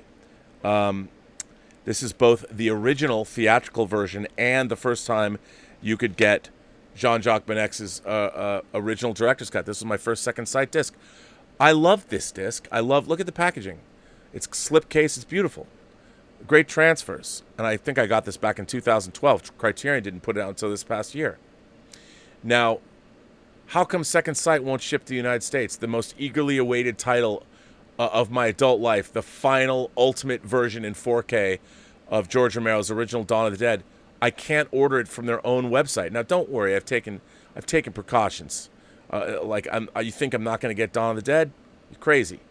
I've taken precautions. My friend, as he calls himself, Dieter Bastian, my Deutschland angel, he took care of that. Made sure I was going to get that. But come on, Second Sight. Why aren't you shipping to the United States? Why are you not shipping Dawn of the Dead to the United States? I got War of the Worlds coming from Australia. No, my favorite. To me, it's my. I'm only. I like all of the boutique labels, but I'm all about the movies that they put out. So, when Suspiria came out, Don May basically made that's Synapse, right? The work they did with Suspiria was unbelievable. So I like all the boutique labels that are putting out movies that I want. But even studios have boutique labels that do better than the studio. Warner Archive's bit rates on their disc are frequently higher than Warner Studios their own releases. Is crazy. So yeah, but my favorite. I love Indicator out of the UK too. They do a great job. All boutique labels. I buy from all of them. So yeah, but I don't have a favorite. But look, I'll probably anything that. There are very few Arrow releases that I don't get because they're awesome, and I'll buy both their UK releases and their domestic releases. Are great. Julius Goodwin sends in another super chat and says, "Have you ever seen The Underground? It's a movie about the last days of Hitler's rule during World War II. Despite the subtitles, it's very powerful and a great watch." Well, yes, I have, and of course, that many a meme have come from that movie. I think Underground's great. The Underground, if that's what we're talking about, it's great. I'm sure you've seen all of those. The Downfall. I think it's called Downfall, right? It's called the English title's Downfall. But yeah, I've seen it. I saw it in the theater, actually, and it's great. And the fact that they make many, many memes from it is great. The Script Doctor sent in a super chat. I love the Script Doctor. He's somebody I have been talking to online a lot. I've been on a few podcasts with him. Script Doctor says, thanks for talking about this issue, Rob. Packaging is a conflict of interest. Many potentially great shows and movies die because of this shady practice. Oh, it's so shady. And it's so shady because the agencies are not working for their clients. They are working for themselves, and they're working for the hedge funds that bought them. And that way lies madness. Eventually what's going to happen is those kinds of practices lead to the erosion of the whole business. And I'm not being histrionic either. That's what happens. The Bunk sends in a tip. He says, I just watched the 1975 Spanish horror film called Who Can Kill a Child, released by Mondo Macabro. It's the best blue disc blind buy I've made in a year or two. If you've seen it, I would like your thoughts. If not, then I highly recommend you pick it up. Who Can Kill a Child is a it's a pretty great movie, and it fits in a genre of, let's call them killer children movies. Children run amok. The less you know about it, the better. It's a great exploitation title, and I need to get that disc. That's one of those discs I mean to buy. I think it's great, and I do recommend it. Anonymous says, I do not trust Twitter to be the arbiter of truth any more than I do Trump, as they would just be biased in the opposite direction.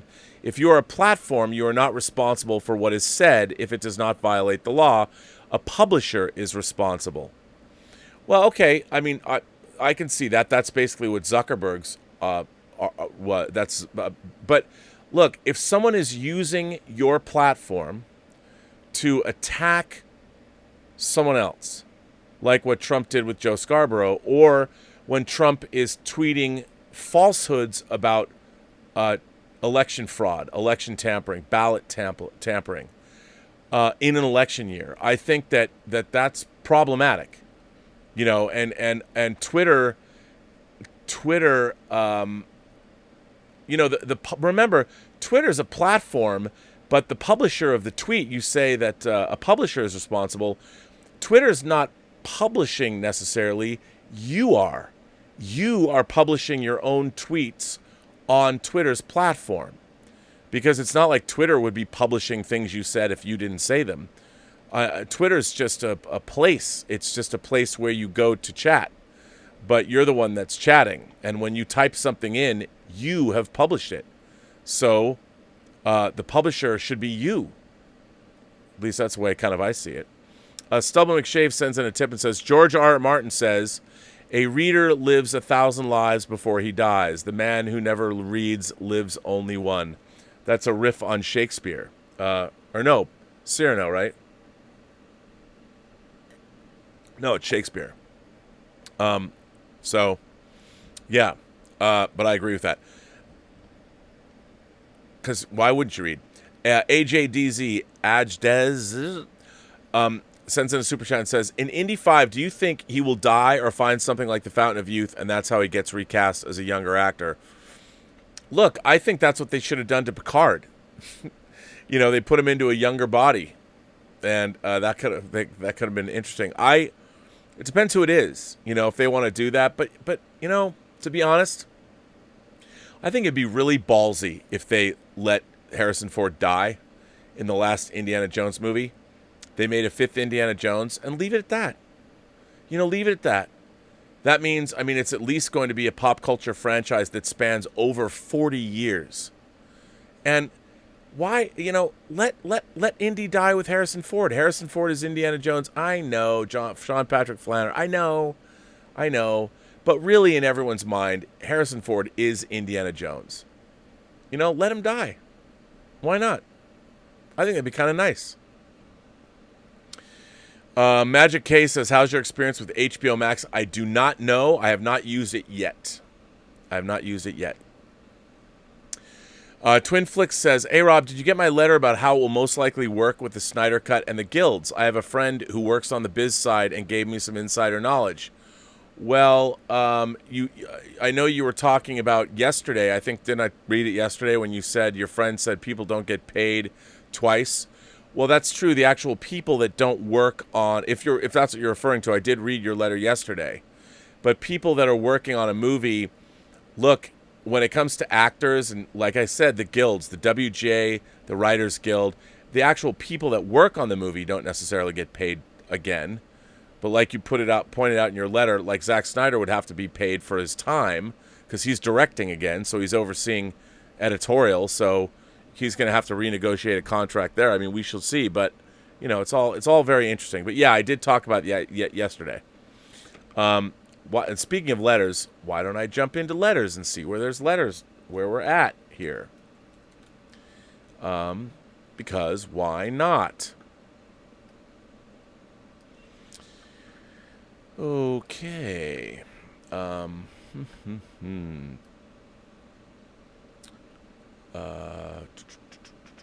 Letters. Let's see. Who am I going to start with?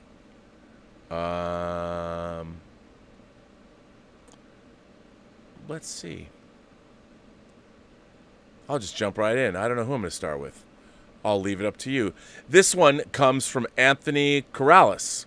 Anthony Corrales says, the Rob Liefeld just started a new podcast and he's calling it Robservations.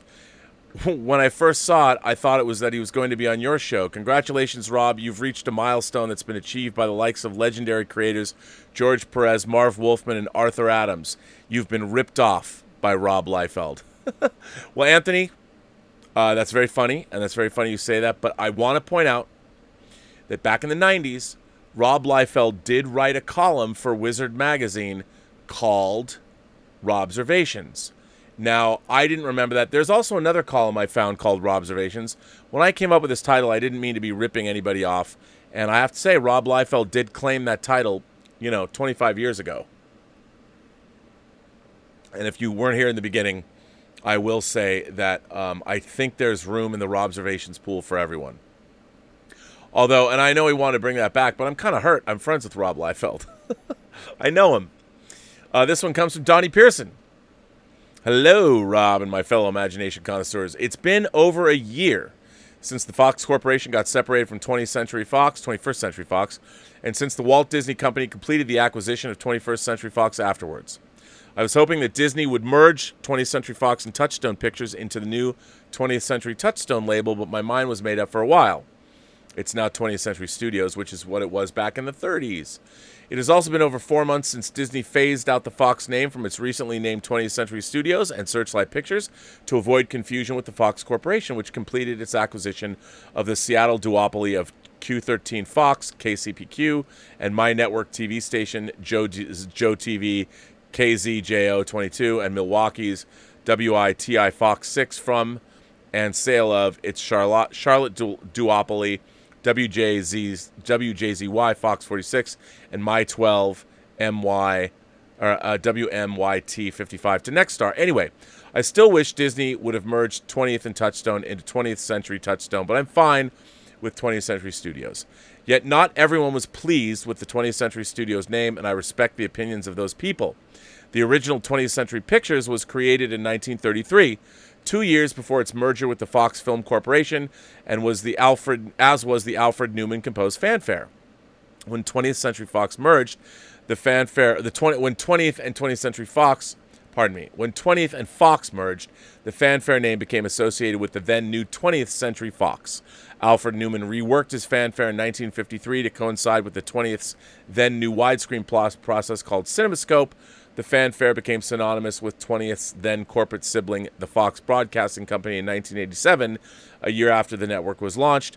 Nowadays, Disney owns every element of 20th Century, including the fanfare, searchlights, and monolith. The Fox name remains with the 20th Century, with the Fox Corporation, and the Fox network no longer uses its 20th Century fanfare as an audio logo of its own. This Sunday, May 31st, will mark 85 years, I didn't know this, since 20th Century Studios, formerly 20th Century Fox, was formed. And as a result of the merger between the original Fox film and the original 20th Century, hopefully the current 20th may change its logo in 2035 in time for its centenary. May Disney continue to keep the 20th century brand, fanfare, history, legacy, monolith, and searchlights alive for centuries to come. Long live 20th Century Studios. Thank you for reading, and may the power protect you all. What a cool letter. Thank you for writing that. That's good to know. This Saturday, huh? Well, I'm going to have to celebrate that. I wish I could go to a bar and drink, but I can't because they're closed. Keith Jones writes in. Keith Jones says, Rob, been watching for a hot minute. I've posted some Star Trek thoughts on your YouTube comments and like playing devil's advocate even for middling bad or even Goldsman level Trek. In episode number 472, yesterday, May 26th, somewhere around did I put 472? It was actually supposed to be 427. Did I screw that up? Did I? Uh-oh. May 26th, somewhere around the 145 into the Robservations, you were speaking about people online having little understanding of the actual business of Hollywood and how doing their homework and factoring in the various unions, guilds, financing, and what have you of the actual business of filmmaking would do a world of good in curtailing some of the more ignorant arguments online about the state of certain film projects, completion, and the ease of that production. I firmly still believe that. So yes. It got some gears in my head rolling that had been halted for a little while, but are something I was constantly confronting and visualizing a few years ago. I had a phenomenal time in art school and found after many lost years that I'd really found where I was supposed to be. I love the other students with their myriad backgrounds, the professors, the subjects, and the discourse. Trained up, worked hard. In a lot of ways, art school is more like a trade school than the criminally expensive daycare centers for adult children many liberal arts schools have come to be. I agree. I'm watching that right now with Elizabeth, my girlfriend. She is actually she's going to Pasadena. She's going to Art Center College of Design, and she loves it, and all she's doing is working and making stuff, so it's amazing. Sorry for the anecdote, but I think it contextualizes, though. I loved art school, but there was always something niggling in my brain throughout it, and it percolated a lot after I left, and it worked its way into every statement and gallery show I've had since. And I think about it sometimes in passing while enjoying entertainment or even, hell, label design, but I realize watching your slightly motivational, somewhat educational rant that in the last few years since I found other, more getting a life rewarding, less creatively and soulfully, work that's eaten a lot of my time I hadn't had to think about. Now that I write it out, I realize I do think about it, but in a different context. I hold that your monologue stands true not just on filmmaking, but on art, entertainment, and creating in general. It's about the actual value that people place on these things, which I'll just use as a capital A for art herein. And I don't mean whether they like it or not. They obviously like it. People gobble things up because they like them. They buy things because they feel something, from the oil painting in a gallery down to the batteries on the rack with the orange package. That's base level aesthetic value, and we all experience it most of the time without noticing it because we all have lots to think about in life. But when I say value here, what I really mean is the fucking dollar value of art making. The value of artists. Their labor costs, their material costs, their time costs, their soul costs, and a personal value. And then actual blue-collar creation ends and fucking marketing yourself begins. It's essentially a second job that a lot of artists are ill-equipped to do, entailing salesmanship, legwork costs, network costs, time costs that can take longer than the actual creation of a piece of art and suck the life or creative drive out of you. I can sympathize so hard with the awkward displays we see with all of those involved at red carpet film premieres, and those poor, rich, vain, spoiled, glamorous types have to repeat that same thing ad nauseum for months before a release. Even at a small-town art gallery showing where I know half the attendees, I feel like a deer in headlights about to get mangled. I was hanging with some of the drama kids and band kids and oddballs, some of the kids who have gone down to the city or LA to try and make performance into a thing. They were sitting there singing and dancing while me and my friends had Magic the Gathering tournaments in the lunchroom and were just as awkward and sensitive and ill-suited for business as my friends, the comic nerds, who all drew our own, photographers, painters, punk band kids, the art class clique. Another anecdote. I stopped playing cards in lunch so I could start getting paid to do other people's homework. $40 an essay. I mean, I have some idea of business creation. I don't think people are necessarily entitled, well, And I don't think people are always too lazy to read or listen before talking or typing, well, again, but I do think they're woefully ignorant. Lay people are creative as hell, but at the time, all the time, as an artist, you hear a person say, "Oh, I could never do that," in some way of forgetful fugue, because they are creative and tried and realize that it's fucking hard work and didn't want to devote that cost to the unknown value of a finished product. But they're still very capable of recognizing that they like finished products that other people have spent hours, days, weeks, years, and all of their resources on, or even teams, or even entire industries of resources. This obviously can segue into a lot of different conversation topics on a few things, on the prices of things, on why one shouldn't bootleg or pirate things, or why more artists than just actors or writers really fucking need to unionize. Returning to the anecdote tangent, I've temporarily found myself in a strange, rather rapid evolution into a solid chef at a solid restaurant. Consumers don't quite get the value of a good chef's portioning, plating, and the artfulness of that either. And my colleagues in the field bitch about the same things as artists. There we go on what constitutes arts or entertainment. Do you not go to a restaurant for the experience? For food that looks good, for some poor front-of-house kid to perform for your amusement, doing soul-crushing song and dance numbers so that the head creative and their team's design can be showcased to you in a more appealing way? I'd like to convey that I don't find woeful ignorance to be distasteful or a judgment on a person's value. Willful ignorance, sure, but woeful ignorance is because of a lack of teaching or education. One of the primary things I set out to represent in oil painting was blue-collar labor, and a fairly unglamorous existence, because as a fine artist in art school that felt like a trade school, and as a poor kid from Slowsville, or Smallville even, all I could ever do was see creating art as intensive blue-collar labor. That's interesting. I'm not sure my thesis here has had its loose threads tie back up for some kind of poignant encapsulation at the end. It's a bit more of a stream of consciousness, and I'm out of practice in essaying, so I'm going to have to just walk myself through the bullet points to do it in writing, reading, real time. Greater knowledge of the actual business side of making things less equal, of making these things equals less ignorant and pointless conversations online, which could lead to more productive discussions online, which ties to an ignorance in the actual labor cost, materials cost, production costs, and a piece of art or entertainment which encapsulates a general lack of understanding of the actual value of a thing. Forgetting to talk about artists or would-be artists or wish they could be artists' lack of knowing the value of their own work, or could also conversely explain at least some strong opinions in the Post-Geek Singularity and elsewhere about why we're so frustrated when we do know how expensive and hard something is to make and it comes out unsatisfactorily, and what we can all do to try and gently, boldly, humorously, effectively educate general public, broader fandom, and a sea of voices that have opinions but don't understand what it takes to get things made in the arts and entertainments. You have things to enjoy because somebody spent time, money, and labor to go out there and actually make them. Harrison Ford said, and I'll paraphrase, "Being an actor is being in a service industry." I think I'd like to extend that metaphor to say that being a creator beyond that is like being a mechanic, or being a carpenter, or being a farmer. People need cars to drive to get places, and need furniture to sit in, and houses to live in, and food to not die. They need things to enjoy and look at and think about. They're going to live in a world where everything comes in a gray box.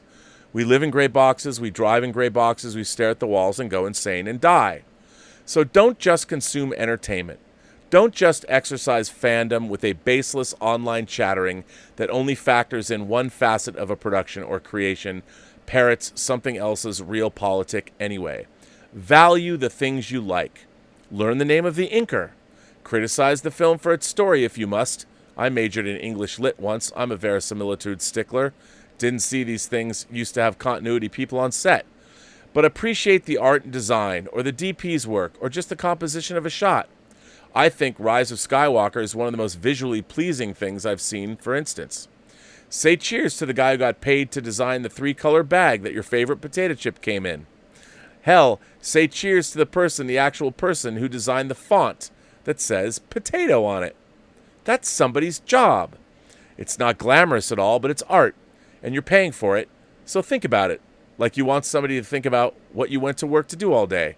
All the layers of knowledge, the ins and outs, the seasonal dynamics, the personal dynamics of how the business that you do works. And then factor in all that is on top of the huge act of actually doing the art part. Rock on, nerds. Keith Jones. Keith, what a delightful letter. I think I might not have done the best job reading it. I probably could have done a better job, but what a delightful letter. And one of the sentiments you express, I would like to wholeheartedly agree with you on. And I'll, just as an example, like, okay, all right, here's a paperback I have. The Horror Writers of America present Under the Fang, edited by Robert McCammon, my beloved Robert McCammon. Well, look at this. Look at this artwork. So you got this cool artwork. You got fangs, and then you got the earth with fang holes, bite holes in it right here. And then you've got obviously the coffin. You've got all that. Somebody had to design that. Somebody had to come up with that artwork. Somebody had to paint that artwork, lay it out, and then put the text on it. And then one of the things, the reason I'm such a fanatic about my paperback books, none of my paperback books have broken spines. You know why? Because I love the spine. It's art. Who designed that? The font. That font's different than the font that's on the cover. Somebody had to do that. That's why when I read my paperback books, I read them like this. I use my fingers to support so I don't break my spines. I hate broken spines. I hate them. But you know why? Because it would ruin the art of the spine. The spine is art too. Everything is art. Art's everywhere. I mean, how cool is this? Second Sight. Look at that. Look at that cover. They use the artwork from the poster, but then they go back and like, look at this. Who decided to put this picture of Beatrice Daly there? Look at how they laid out the text. I love all that. Look at that spine. All of it's art. It was all designed. It was all made by somebody. That's one of the great things about getting Second Sight's physical media. That's why I can't wait to see that Dawn of the Dead box they're making. But you're right. Everything is art. We should enjoy it. And I think we should learn to know a little bit more about what goes into everything. Omar94 sent in a letter, and Omar says, "Hi, Rob. This is a question I have a hard time answering, so I wanted to ask you. Here goes. For you personally, how do you define a good movie?" Wow. The easy ones. Howard Hawks, the legendary director of movies like The Big Sleep, Bringing Up Baby, His Girl Friday, and many others, defined a good movie as having 3 great scenes and no bad ones. I personally struggle defining a good movie, as I can still enjoy a film even when I know there are problems with it, whether it's slow pacing, continuity errors, plot holes, acting that's either bad or too over the top, bad corny dialogue, forced romances, forced humor, or something else. Live long and prosper. Well, I mean, that is an amazing question. What makes a good movie? I think any movie is a good movie. I'm saying this. I'm saying it's a good movie if you can sit down and watch it for 90 minutes or 2 hours and become engrossed in its narrative and enjoy yourself while you're watching it. And that could be any kind of a movie. A great movie is a movie that when you step up after the movie's over and you walk away from it, you can't stop thinking about it. So you have to be entertained, you have to be captivated, you have to be taken away. But a great movie is the movie that leaves you thinking about it and pondering it when you leave. I mean, it's pretty open-ended and pretty nebulous. But, you know, I think a great movie is, let's go even further. A great movie is not just a movie. A great movie is a great story. A movie is just a story delivery system, after all, of some kind. I mean, yeah, you could say, okay, it's an art film. You're going to watch 10 hours of blank static on the screen. You could do that too. But a great movie, I think a great movie is it's a great story that, you know, that you for whatever reason, for you, it transports you. It takes you away. It takes you someplace that maybe you've never been before. And it resonates with you. This letter comes from Eric Lapierre, Eric Lapierre, I think. Hello, Rob and imagination connoisseurs. I would like to touch on a subject that I know probably only our generation can understand and only a few nostalgics like me can appreciate.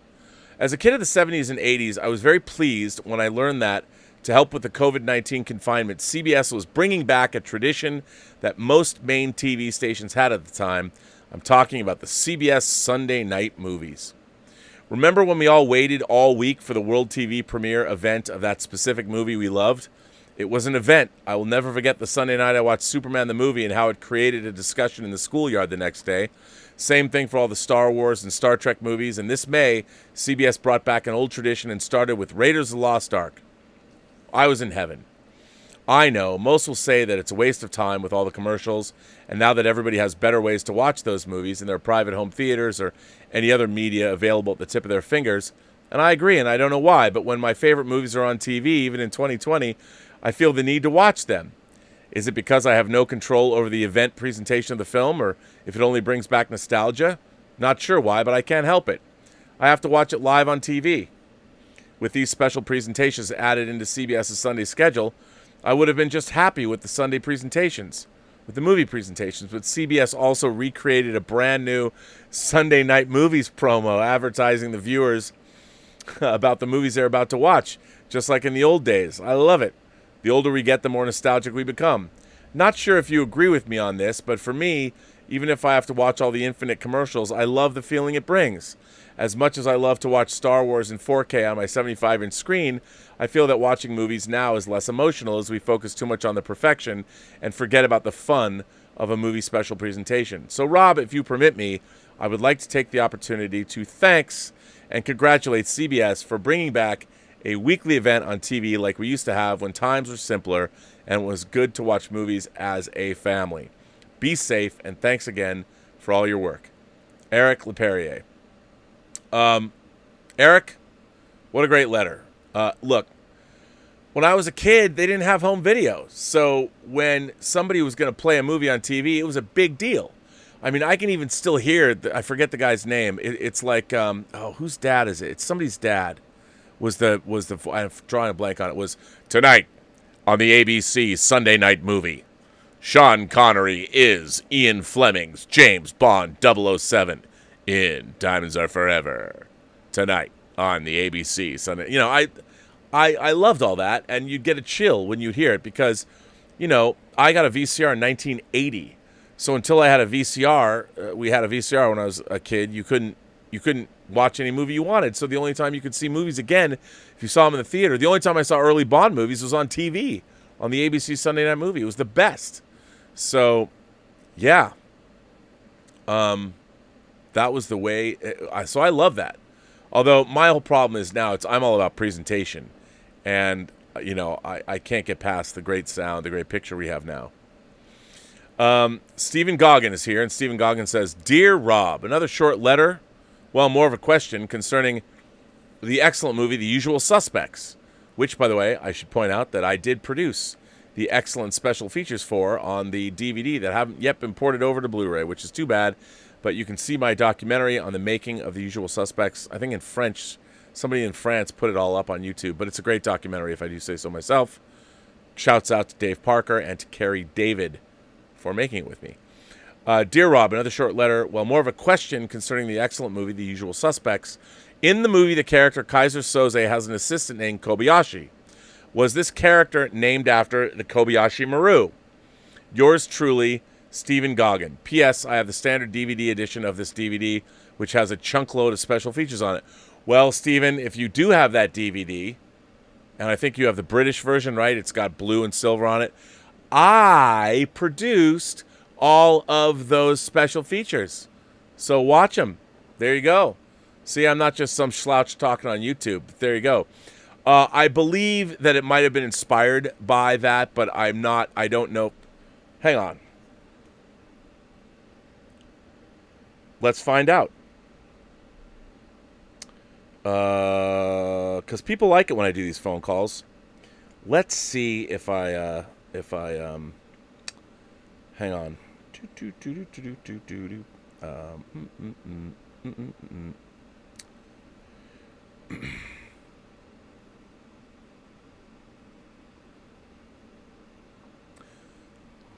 We'll see.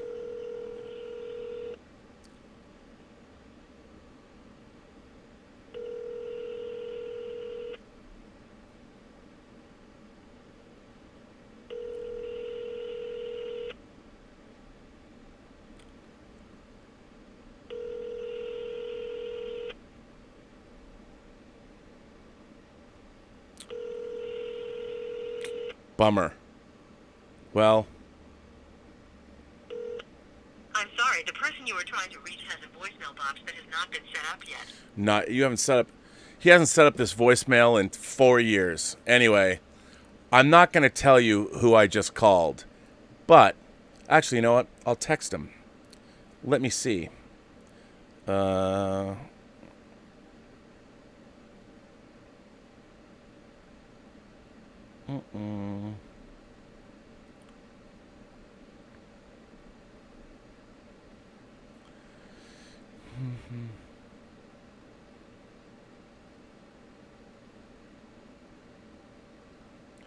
Maybe I'll get an answer before I go off today.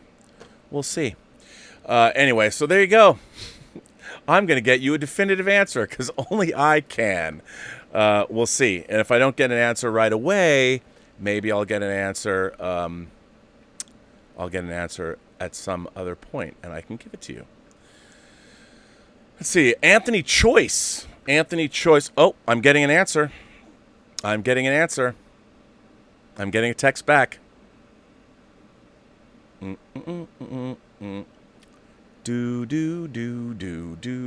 Kobayashi? I wrote, is Kobayashi and Suspects named after Star Trek II?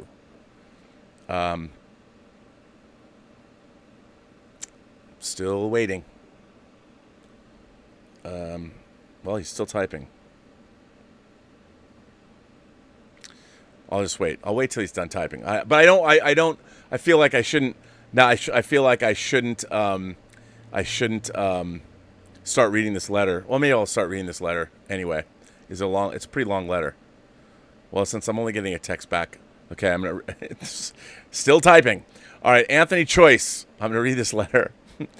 Not for sharing on the show. Oh, I can't read that. I can't read that because he said that was something else. Not for sharing on the show, which I won't do. I've got another letter from Jeffrey Mao, ladies and gentlemen. Jeffrey Mao. Jeffrey Mao has written a letter, and I'm going to read it. Although I really should read this on Elizaviews, but I won't. Hi, Rob. Again, Jeffrey Mao. Just a couple of thoughts on different films that I've either been watching or that you and Elizabeth have been watching recently on Elizaviews. Indiana Jones and the Last Crusade. So, here are my thoughts. I do not disagree with any of your issues and complaints about the film. They are all valid. I do not hate it like you do, as I still have an affection for Spielberg, Lucas, and Ford's collaboration on the Indiana Jones series. I was a little harsh on Indiana Jones, but I don't hate it. I just find it monumentally disappointing. I feel that I liked it more when I saw it because I disliked Temple of Doom, as I felt that it was not up to par with Raiders of the Lost Ark. Now, obviously, not many films can do that, so it was a tough job to do. I think that at the time, it was because... Oh, you know what? I have to... Hang on. Hang on.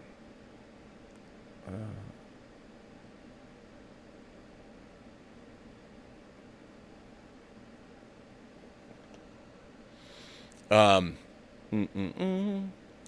think at the time it's because I was only 10 years old. And Temple of Doom is the one... Oh, okay. I just got an answer. Wait, I'm going to start this again. This from Bryan Singer himself. Actually, no. Kobayashi was named after a guy who worked at the Japanese company that financed the film. It was originally Fubayashi in the script. But then we learned that the name would be silly and weird. Bryan Singer, ladies and gentlemen. That just came from the director of The Usual Suspects himself. Let me just write back. Okay.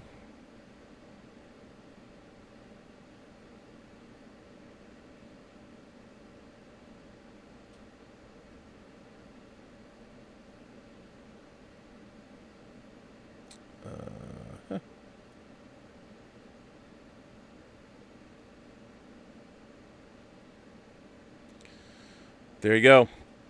For Bryan Singer himself. He couldn't pick up the phone because he's on the phone with his father. So there you are. Let me start. Okay, so back to Jeffrey Mao's letter. Come on, how many YouTubers can do that? Just saying, right there, live on camera. Indiana Jones and the Last Crusade. So, here are my thoughts. I do not disagree with any of your issues and complaints about the film. They're all valid. We talked about Indiana Jones and the Last Crusade the other day. I do not hate it like you do, as I still have an affection for Spielberg, Lucas, and Ford's collaboration on the Indiana Jones series. I feel that I liked it more when I saw it because I disliked Temple of Doom, as I felt that it was not up to par with Raiders of the Lost Ark.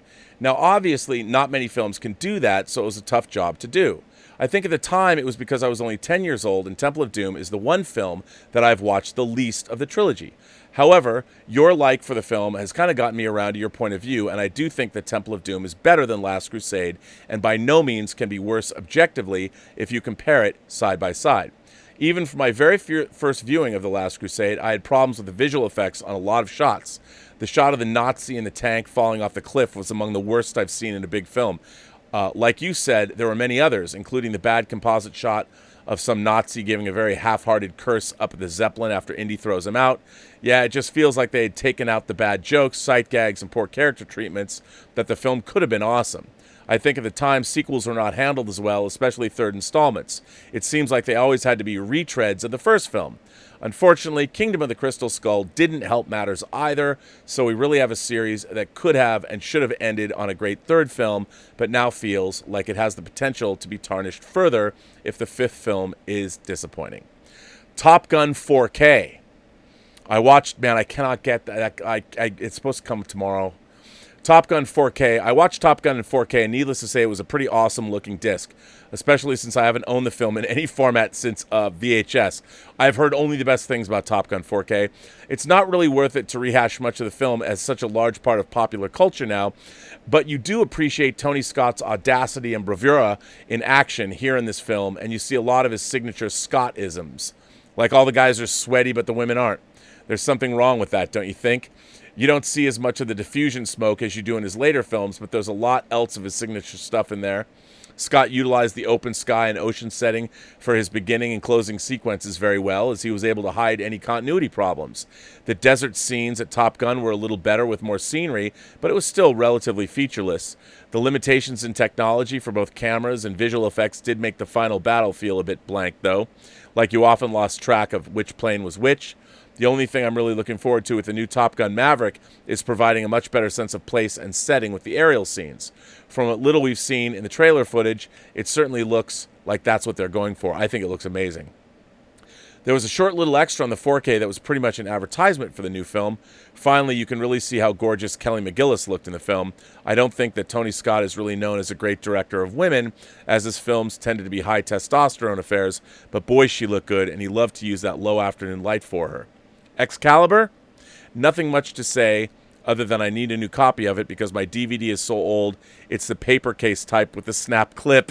Also, I think the film certainly helped to popularize Carl Orloff's Carmina Burana as a great piece of music, although now it's overused, especially for trailers. Oh, yes, sir, Jeffrey. I am with you 100% on that. Stub McShave sends in a tip and says, I'm still dumbfounded about how two people with basically no credited work on the IMDb get to be showrunners on the Lord of the Rings series, no matter their pitch. There is so much money and prestige connected to this that I can't see how they motivated such a decision. Stubble, I do not know the answer to that.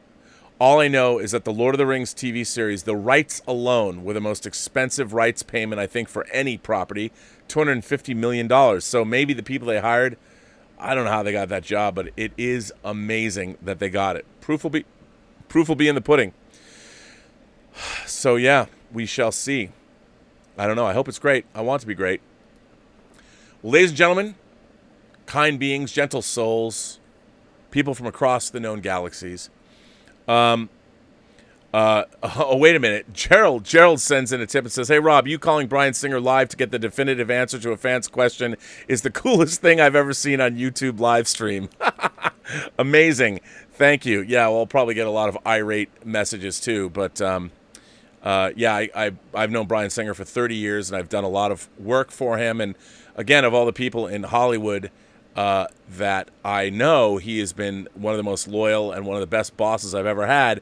And there's a lot of people that say a lot of things about Bryan that I think are unfair, and there's been accusations leveled against him, all kinds of craziness, but that I don't want to comment on here. But I will say that I have a long friendship with Brian. I've done a lot of good work for him, and I'm very proud of all the documentaries that I've made, including The Usual Suspects, X-Men, X-Men 2, and Superman Returns. So, and also, Brian made a phone call and got me in the door at Warner Brothers, which allowed me to make The Hills Run Red.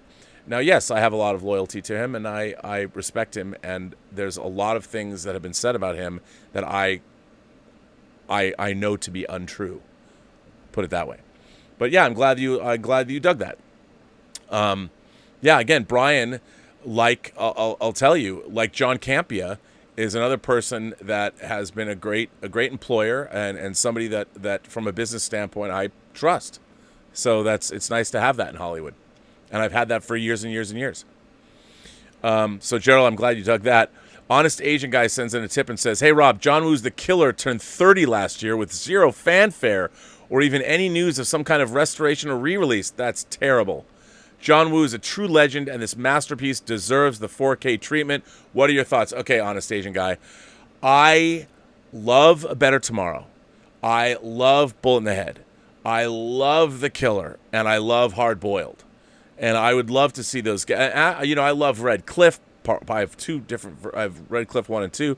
I'm a huge John Woo fan. I love God of Gamblers. I basically love Chow. As everyone knows, that in another life, I am an Asian man, and I am Tony Leung. I mean, let me just tell you, I'm a huge fan of John Woo and John Woo's movies. I got to meet John Woo. I actually went, and when I first saw Hard Boiled, I went to, I want to say, if memory serves, I was at the New Art here in LA, and I went and saw it was The Killer and Hard Boiled. It was the first time I saw Hard Boiled, and John Woo came. And it was amazing. And I'm a huge fan. And yeah, they should restore.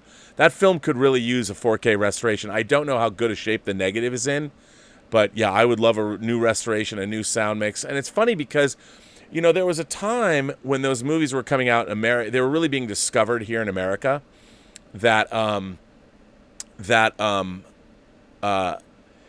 it was just, people were bonkers for John Woo. And when he came to America, I thought Face Off was the most John Woo of his American movies, but, Hard Target was sort of taken away from him and recut. And there was, I used to have it, I still have it somewhere. I have the director's cut version or the editor's cut version of the John Woo version of Hard Target, because that movie with obviously Jean-Claude Van Damme and Lance Henriksen and stuff, and it was, his version of it, John Woo's version of it, I thought was really good. It was a very John Woo-esque film, but the studio didn't get it. They didn't get all the slow motion and all that. They didn't understand the John Woo-isms of it all. And he never got, and Broken Arrow was kind of the same thing. And they hired John Woo to come over, and, another movie celebrating, I believe it's 20th anniversary? Is it 20th anniversary? Is Mission Impossible 2, or maybe it's the 25th anniversary? And, I'm a huge fan. Huge fan of John Woo, and I want to show Elizabeth either Hard Boiled or The Killer. But that brings me to an end of this episode number 428 of Robservations. I want to thank my moderating staff. I want to thank, first of all, Mike Bodden. I want to thank Detective Jim Boyers and his wife Heidi. I want to thank Greg Smith. I want to thank Louis Yu. I want to thank Jordy Lyons. I want to thank the Richard for being so fun over at the Post-Geek Singularity Facebook page, where he's always showing things as watch parties and putting stuff up there. And I also want to thank him for doing the Whining About Movies Facebook page as well. Remember, Whining About Movies, our Romantic Fridays are starting tomorrow, and we're going to be talking about Like Water for Chocolate. This was a pick of Elizabeth Gwendolyn Bell. Elizabeth Gwendolyn Bell is, of course, the ace, the arbiter of cinematic excellence, and she has arbitrated that I am going to watch Like Water for Chocolate, which is a movie I have never seen. So I'm looking forward to that. And I want to thank everybody for their ongoing support. I want to thank everybody for doing everything they can for this channel. I thank you for the letters, and it's great to have this community. I love our community here. So Thank you all for that. And I end this chat by saying, remember, every person you meet has a story to tell that you have yet to hear. And all you have to do is listen. And with that, I would say to all of you, of course, I will be back tomorrow on the John Campy Show. And I'll be back here too. So tomorrow, John Campy Show, Robservations, and whining about movies. And I would say to you, have a better day.